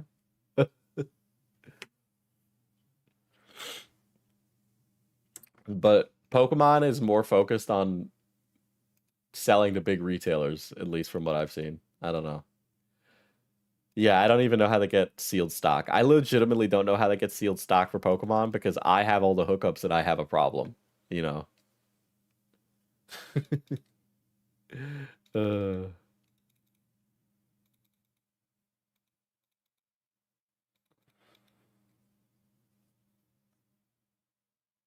Yeah.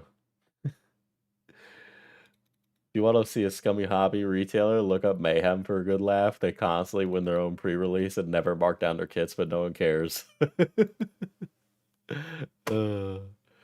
Yeah, the shoe companies should be doing a lot of that too, but a lot of this is all artificial. They're not printing enough.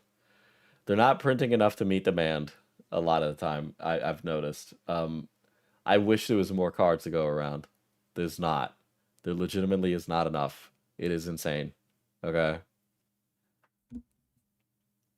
Pokemon is really bad for it. There's not enough to go around. Period.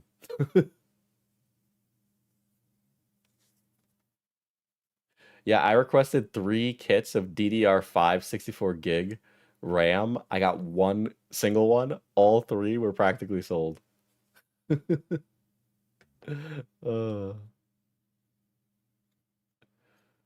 God. Yeah, this artificial scarcity. Yeah, it is artificial scarcity. Legitimately though, the scalpers do buy up insane amounts too. Because these guys are usually banking their whole shit on it, okay? Like, those guys are banking everything on it. A ton of companies just do not fucking care about the scalpers because they get the same amount if it sells out, so it's a win-win, and they just do press releases about scalpers. Yeah, so Magic wants to make sure that people are playing the game because that's how they're going to make long-term sales. So they have like a really good incentive for not doing it. The same thing does not exist for Pokemon. It does not, you know.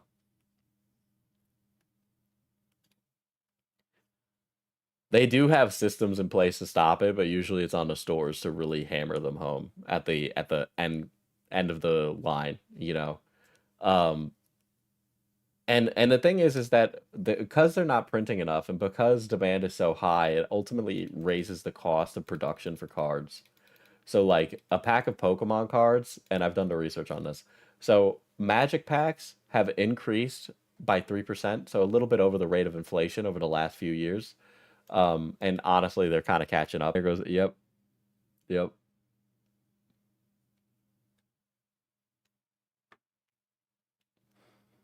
It should be back now. I think it went out for a fucking second. It'll be back. It'll be back. It is raining. It is raining outside. And when it rains, because my node is poorly maintained, the rain shorts it and then it goes out. And my ISP won't do anything about it. So I just have to live like this. Starlink? No, I wish it was Starlink. I'm basically stuck on Optimum. I'm stuck on Optimum. I haven't gone through the franchise agreement yet that I got from the town clerk, but I'm gonna go through it and I'm going to like be an annoying citizen and try and get them to renegotiate with Optimum. So we'll see. That's how it's doing.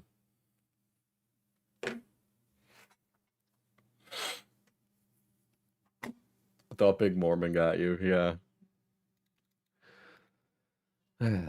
It is documented that Crystal Law Gorman on November 8th, 2024, formally shared with BAM Corporate that she did not intend to carry on the franchisee due to the store's struggles and a job offer her partner Benjamin Gorman had received out of country.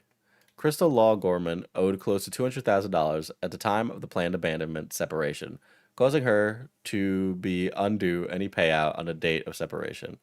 A GoFundMe account for Brian Mansell has raised over $350K as of June 3rd, 2026. Wow.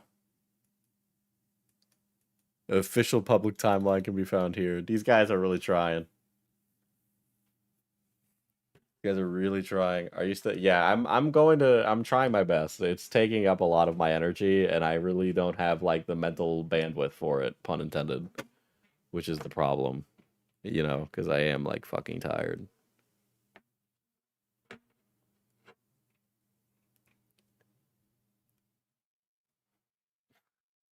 Yeah, the problem is that the fucking Pokemon TCG is not being treated as a game. Yeah, that's 100% it. I don't really know many people that know how to play Pokemon. I know people that play Yu-Gi-Oh, One Piece, Magic, but not Pokemon. Yeah, the PR crisis firm is raking in cash from these guys. I'm very curious to see what's on the rest of this website.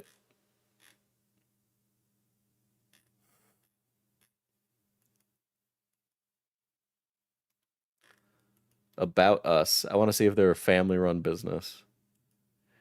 2003. It started as a dream. David Ortiz was a stay-at-home dad with twin boys. Maybe the only job cooler than only Bricks and Minifigs franchise as such. He was surrounded by Lego. But what if a brick gets lost, or you missed a cool set that was discontinued the year before you knew it existed? Or your toddler develops a taste for minifig heads, which is exactly what Duplo products are meant to prevent. David was convinced that if there was a place where you could buy, sell, and trade Lego products, a Lego enthusiast know about creating a reselling empire. Can't believe BAM and your ISP are teaming up to silence you. Sending you positive energies, big boss. Yeah, tell me about it, dude. Tell me about it. I know I bitch about it a lot, but it really is like ruining my quality of life by the ISP being like a massive piece of shit. It's very fucking stressful. I fucking hate it.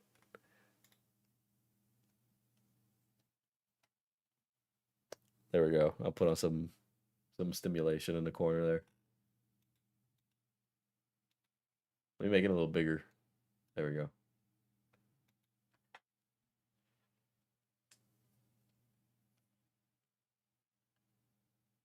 They told a little bit of a different story. BAM sucks. Uploaded their origin story. So, like, I don't know, man. I don't really like the concept of Lego reselling, mainly because of the former. Okay? Because I don't want to be touching no gross shit.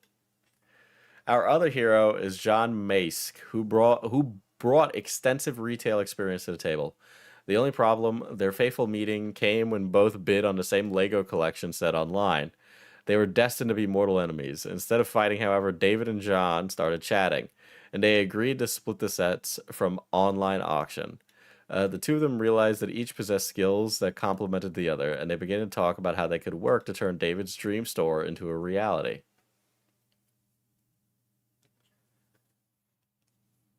I genuinely don't see how Lego reselling is any more gross than reselling any other plastic product. I think if it is out of box plastic product, I do not want to buy it used, especially if it is for children. If it is for to sit on my shelf, then yeah, sure. Like obviously I'll buy like game pieces for like Warhammer used. Like that's fine. But the entire like standard is different, right? Like when I think of Lego, I think of children playing with it. Okay? So I don't want to be buying used Lego in the off chance that it has fucking germs in it or some shit.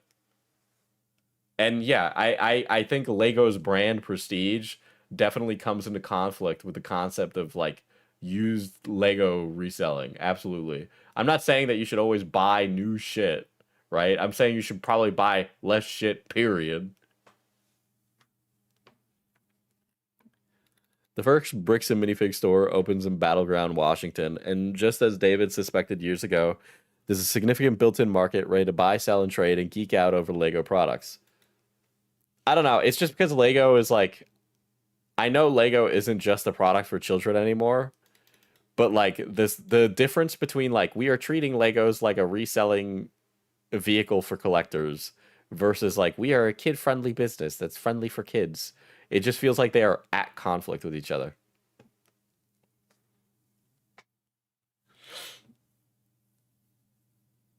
I wonder if Battleground Washington has a lot of Mormons in it. Are these guys Mormons? Are they both Mormons? Because these guys don't sound like Mormons. In 2018, BAM Franchising moved corporate to Utah. Other enterprising entrepreneurs wanted to bring Bricks and Minifigs to their communities, and franchising was the way to do it. The first franchise location opened in 2011, but other small business owners couldn't turn their backs on promising opportunities and a passionate fan base. I think it's different if it's for collectors versus a kid. If you're buying for kids, it needs to be new. Yeah, which is why I feel like the thing with Bricks and Minifigs has kind of like a bit of conflicted brand messaging. It feels like the brand messaging is very mixed for it. I don't know. Legos are popular with adults for the same reason jigsaw puzzles are too.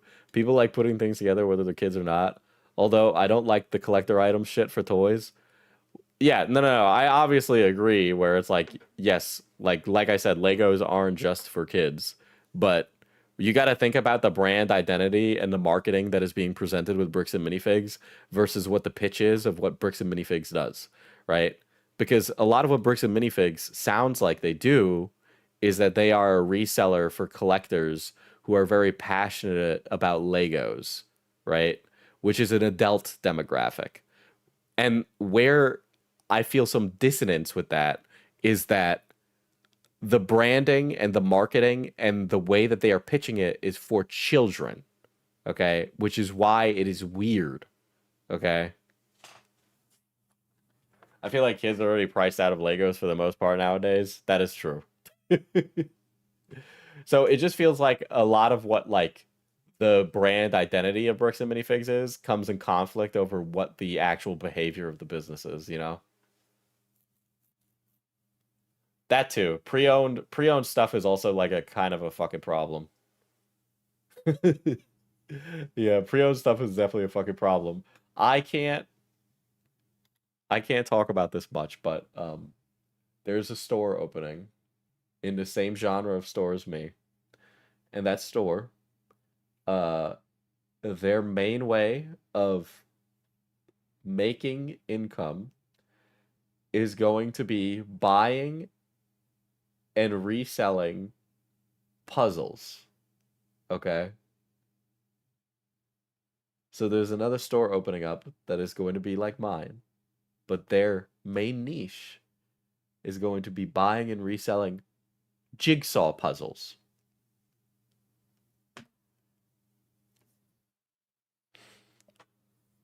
So let me ask you a question. Okay? You want to sell a used puzzle. Okay? You go to the store and you say, I want to sell you my 2,000 piece jigsaw puzzle. Okay. So they say, okay, we'll buy it for $20. What are they gonna check every 2,000 piece puzzle? Yeah. Someone is going to have to count out every puzzle. You know the smart way to do that though. You know the smart way to do that, right? Is that you look at the box and you see what the weight of the 2,000 piece puzzle is, right? And then you take all the jigsaw pieces out, put them on a scale, and see if the weights match, right? Okay. What if the puzzle, okay? What if the puzzle is sealed, but it was resealed in the box, okay? And they say it's a 2,000 piece puzzle, and they sell you the puzzle as it was new.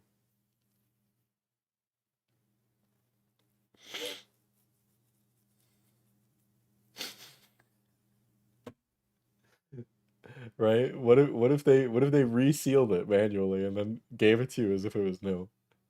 You would just put it on the shelf, or would you open it up? Well, you would probably open it up if you're getting it, right? Like that would make sense. But what if you don't? What if you trust that the seal is real? So now you have to trust this stranger that just sold you this is being honest. Okay, what if you put that 2,000 piece puzzle on a shelf, but actually that 2,000 piece puzzle is not the puzzle that it says on the box, and that when I resealed the box, I actually put a nude image of Pomni and Ragatha having Yuri sex. Okay. But it's actually like a wolf, on the box. So you have no idea that that's what it actually is.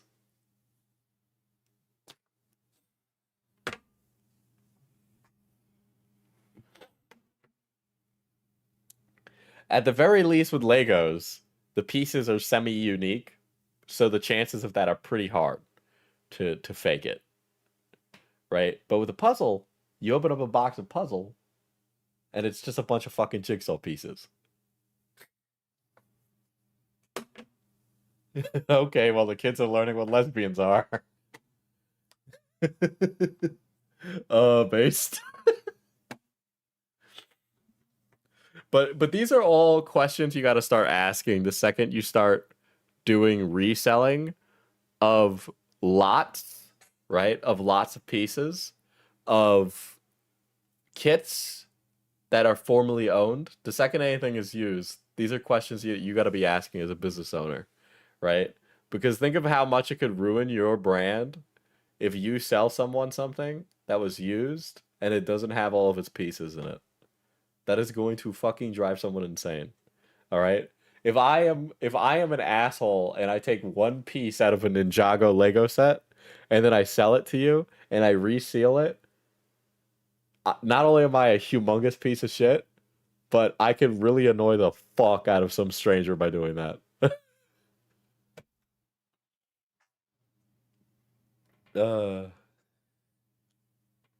My dad resells vintage board games and he counts every piece before it goes out. Yeah, your dad does that. But what if I'm evil? What if I'm an asshole? What if I want to make life hard for other Bricks and Minifigs franchises because I've seen this? Okay. What if I... You guys are underestimating the amount of time people have to do dumb bullshit. The puzzles one is really easy, though. That's the problem. I just want to know who would buy a pre-owned puzzle. Fucking real jigsaw heads, man.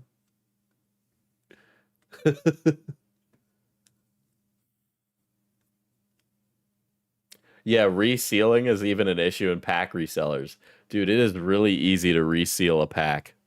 It is really easy to reseal a pack of cards. It's fucking crazy. It's crazy how easy it is. Because I think they're heat sealed. So if you open it a certain way, you can just reseal it again. Is the puzzle market that good? No. No.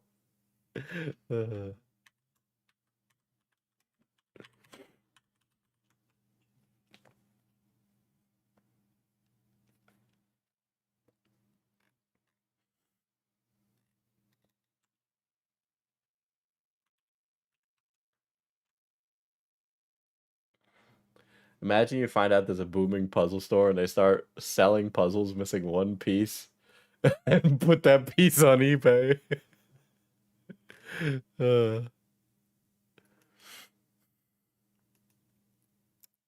All right, so I'm curious to see what CoffeeZilla was doing with this. Hello, the Bricks and The Bricks and Minifigs fight. Minifigs investigation is coming. It's 51 minutes at this point. I've talked to everyone involved, the McNeffs, Reckless Ben, the Gormans, everybody. And honestly, I found out a lot of new stuff. Pictures no one has ever seen before. Inventories of what was there that night. But while I was doing some digging, I was leaked some footage which kind of disturbed me. And I'm not going to be able to have the chance to address it in my main video, so I want to address it here while we're editing that mammoth of an investigation. But I wanted to start by saying I am heavily involved in this whole thing. I don't want to give you the perspective that I'm saying, oh, nobody's allowed to be interested in this case. No one's allowed to ask Too long questions. of a shift at work. Unrelated to anything here, I want Steam to give me that damn email for the controller, and the comment Trump said involving doing something towards a random person in Times Square is what I want for scalpers of any kind. Dude. I want to get the Valve VR machine. Granted, that's probably going to be like $1 gigabillion. That's not what this is. I was leaked videos from inside Bricks and Minifigs stores, other locations that have nothing to do with like the Reckless Bin missing Lego collection. People are going into them trying to be pics no one has seen before, and it's just a picture of the yellow Lando minifig. Hey man, that's a rare item. Vigilantes and trying to get justice, you know, by going up and harassing store employees. And in one case, I'll show you. Dude, that's gonna be so annoying if I'm a minimum wage worker and some guy comes into the fucking fuck-ass Lego store and is like, I want to actually beat the shit out of you. They actually get in a physical fight with not someone from the store, not someone involved, but just a random guy who's trying to ask them to leave. Dude, what is happening? It just devolves into a huge fight. And so I just wanted to talk about this. Please don't go into your local Lego store and get in a fight over this. It's not worth it. Okay? I don't know, man. All it takes is one guy in the right place at the right time to make a difference. Again, I am as interested in this case internet psychosis as anyone else. I barely slept the last few nights talking to all these people. But the kind of behavior we're about to see, I mean, guys, you're not Reckless Ben, right? Let's just admit it. A lot of these people, you can just see they're trying to channel that energy, but you're not that guy. You're at the wrong store. Okay, let's start there. You're talking to the wrong people. You're fighting, physically fighting with the wrong people. These people are having a UFC match on the floor of a Lego store over another guy's Lego collection that has nothing to do with any of what you're about to see. So anyways, I just wanted to go over a bit of this footage. There's 2 clips that I want to address. Here's the first video that I saw. I'm going to be blurring out some of this just for privacy reasons and also because there are children in some of these videos, and I just want to... We are really watching a guy react to a guy react. We're reacting to a guy reacting. Make sure they don't get caught up in this. You cannot talk to children in here. You cannot talk to children. Not in my store. Look it up. Not in my store. You cannot talk to them. Look it up. Why are you doing this, dude? Sir, if you are harassing our customers, they steal from... Dude, there's a little kid just walking around, brother. People. Look at Reckless Ben's video. You are harassing... Okay. Look at Reckless Ben's video. So a guy with sunglasses and a sleeveless shirt walks into a random Bricks and Minifigs from... Dude, you can't be walking into a Bricks and Minifigs and being like, somebody needs to get justice for Reckless Ben this instant. Yeah, unemployed behavior. Dude, a guy... Okay. What it looks like. He's got the neurodivergent posture. And decides to tell one of the store employees, hey, go look at Reckless Ben's YouTube channel. Go, as if he probably hasn't seen it already, and as if he has anything to do with it. I mean, I don't know, what's this guy supposed to do? Oh, geez, I saw the video, and now I'm gonna make everything right, and I'm gonna give back the collection. How does this guy know? This guy doesn't know anything. What are you doing? This looks ridiculous. It's really crazy that CoffeeZilla, of all people, has a second channel where he uploads critical React content.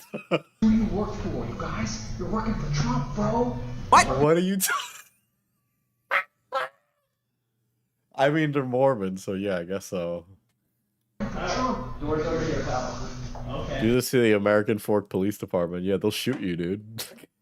I swear people are using the fact that, you know, the cops have behaved awfully. A lot of people have behaved awfully in this situation to pretend it's like the day of the purge and they can live out their fantasy, going up to random store employees and saying, you work for Trump, bro. You're working for Trump, bro. You're working for Trump. Like, no, they literally don't. They work for a Lego reseller. I mean, let's be honest about what this is. This is crazy. But that's really not what made me make this video. The reason I wanted to make this video is the second leak I got from another store location. In it, you'll see 3 people. One in green, he came in to confront the manager. Up here is the store manager in blue, and over here we got our white knight. So he's gonna be getting in a Dude, we got these sleeveless fellas in the fucking stupid ass Lego store, man. You know, man, after you guys like chastised me so much for never wearing sleeves, I'm wearing like shirts with buttons every day of my goddamn life now, okay? And I've never looked hotter than when I decided that I wanted to wear a shirt with a collar and pocket, okay? And pocket square on it. Like, on God, you guys bullied me into getting better drip. a fight over Lego, but he didn't even work there. Like, he's gonna get in a fight trying to defend the good name of Bricks and Minifigs, which, should be clear, I think is also stupid. You should not be getting in physical fights, no matter how ridiculous someone else is being at a store, or they're trying to bring up YouTube videos. Don't get in fights. That's just kind of very silly. And you'll see that the White Knight actually is the first one to put hands on the instigator in this case. But regardless, everyone just comes out looking horrible in this. I am. Cool. Oh, what? No. Cool. Here in public, yeah. You guys are liars. Yeah, I'm sure. No trespass. Hey, you call 911. Yeah, I did it. Call 911. So you can hear a little bit, he starts talking about something, and then you guys are liars, and then the guy responds, look, I'm going to trespass you. The other guy laughs and goes, yeah, do it. Yeah, I'm sure. No trespass. Hey, you call 911. Yeah, I did it. Call 911. Let's make sure that it's going to be why are you in my store? You're going to leave next to you. Get out of here. Get off. You're going to have a serious attack. All right, so you can see the walk up, the hero's walk up. You know, people like this always Dude. Take one, leave. Who are you? You work here? No. Who are you? Do you? No. Who's fucking you? I'm sure. You know why I'm talking? Yeah, I do. You know why? Now get out. You want to wrap this up in this video? You have no authority. I don't work here. You don't either. Yeah. So our altercation really is one guy going, you don't work here, and the other guy says, well, neither do you. This ain't gonna find the Legos. Brian Mansell's collection ain't in the store, guys, okay? So I know we're all excited on getting... Yeah, dude, imagine harassing the guy at the Lego store. Imagine, dude. There's so little... You know what? Nah, this is just unemployed behavior. This is what no job does to a motherfucker. To the bottom of it. But going about it this way just makes everyone in the situation look like fools. And if you're harassing people at their place of work, or you're trying to be the superhero and save your local, Lego store, it's just ridiculous. Ow! You! Who are you? Okay. Come on. I don't know if you could hear it. The guy's like, okay. Okay. Come on. Okay.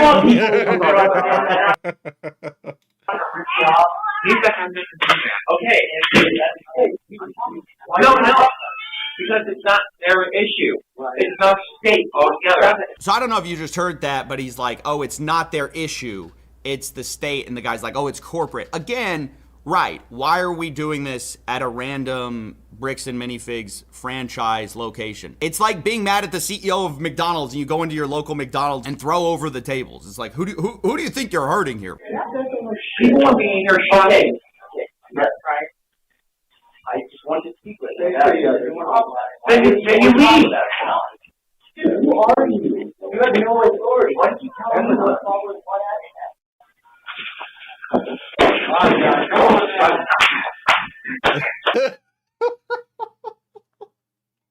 Oh Dude, Ponytail's trying. Ponytail Tank Top is trying, man.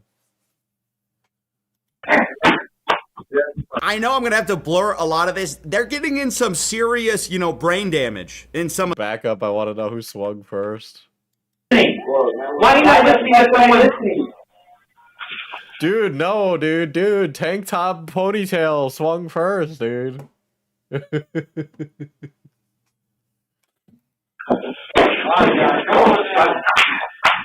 Dude, I like how when people get into fights in public, it's just like... It's never like actual punching, it's just like a guy flailing at one other guy to see who wins. I know I'm going to have to blur a lot of this. They're getting in some serious, brain damage in some of these Dude, hits. Ponytail is getting some seriously, yeah, absolutely. Holy shit. Here. A little CTE over a Lego store, guys. It just doesn't make a lot of sense. And actually, you can kind of hear a kid at one point talking in the background, like, why are they fighting? Or I mean, just can... Why are they fighting? Well, honey, you see, it all started when Joseph Smith found some tablets in his backyard. Long, long ago in post-colonial America. Can you imagine getting in some giant fight, two adults? Why? There's like a second ass conversation happening in chat. Women in tank tops go together like peanut butter and jelly. I mean, yeah, that's true. You're right. So true. In a Lego store, mostly for kids, right? Like, that's what Lego mostly are enjoyed by. Kids, over a YouTube video about a completely different store. Why would you wear a ponytail in a fight, though? Like, that's just giving someone something easier to grab, twist, and yank. Sorry, I don't want to design my entire fit around whether or not I fight a stranger, I guess, Well, think about it, man. When the girlies get in a fight, weaves go flying, man. Yeah, it was originally prophesized in the first Bible 2 that Joseph Smith... Yeah, dude. It was prophesized, dude. The Legos were owed to Bam.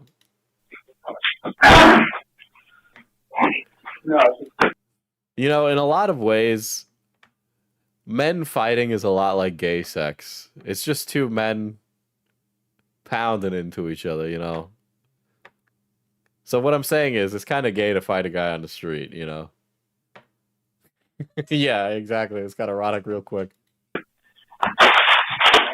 Sorry, bitch.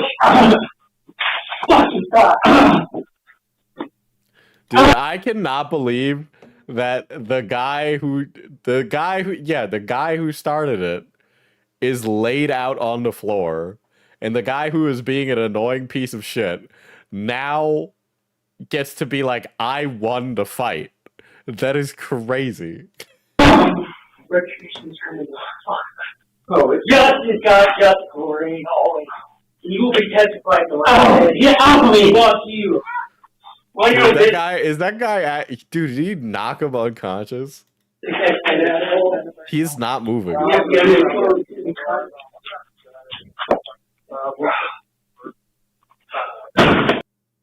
Wow. I would actually turn to dust if I lost a fight in a Lego store and I was the one who started the fight. Dude, you know what they say? Only get in fights that you can win. He took my phone. Okay, so... No fucking way. No fucking way. The guy took his phone. This guy starts a fight and then has his phone stolen. Pretty much from here, you can see what starts to be drips of blood falling from... He's bleeding? From the guy in black's face. I mean, his face is jacked up from this fight. And now the employee's just getting him some paper towels. The top of his face is bleeding up there. Holy and yeah, shit. Because I was sent this, I wanted to address it. It really has, again, nothing to do with Brian Mansell's collection. It has not going to solve anything. So it really doesn't fit in a main channel investigation, some random store footage. I just wanted to talk about it, though, because, again, we're working on it. It takes time, gathering all the facts, talking to everyone involved. But I wanted to call this stuff what it is. It's embarrassing. you're just another bad person in this situation if you behave like this. And even the guy who's like playing, you know, superhero in the store, going up to the other guy and engaging and like trying to put hands on the other guy, that also is just escalating things. I feel like this entire situation has been a series of unnecessary escalations. So, you know, that's very unfortunate. Obviously, people. If my homie started a fight in a Lego store and then he lost the fight that he started in a Lego store, I would never let him live it down. Every time I would see that guy, I would be like, "Remember that time that you lost a fight in a Lego store? Remember that time that you had head trauma and you needed to get stitches at the hospital because you lost a fight at a Lego store?" Have been wronged in this situation. I've been working behind the scenes to try to make it right. I'm going to be working on an The guy, I can't believe he had his pockets ran. That is so funny. Oh my god. Nearly 1 million people saw this guy get his shit laid out. Thank God it was blurred. What if he died in a Lego store fight? If you die in a Lego store fight, you get sent to Lego hell, okay? Oh, shit.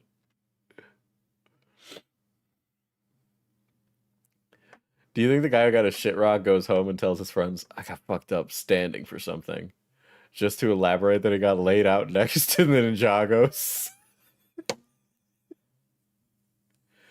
Dude, I will not kneel for Black Lives. I will not salute Charlie Kirk, but I will stand 10 toes down for fucking Legos. There are some people that have such bad priorities. Just say he was LARPing as a Bionicle. Yeah, well, when he has to get his face taped up, he could say he's wearing a fucking Bionicle mask.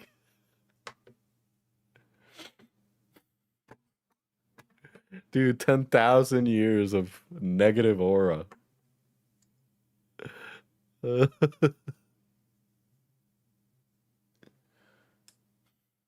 Yeah, it'd be a big Lego minifig. A big Lego minifig. Oh, shit.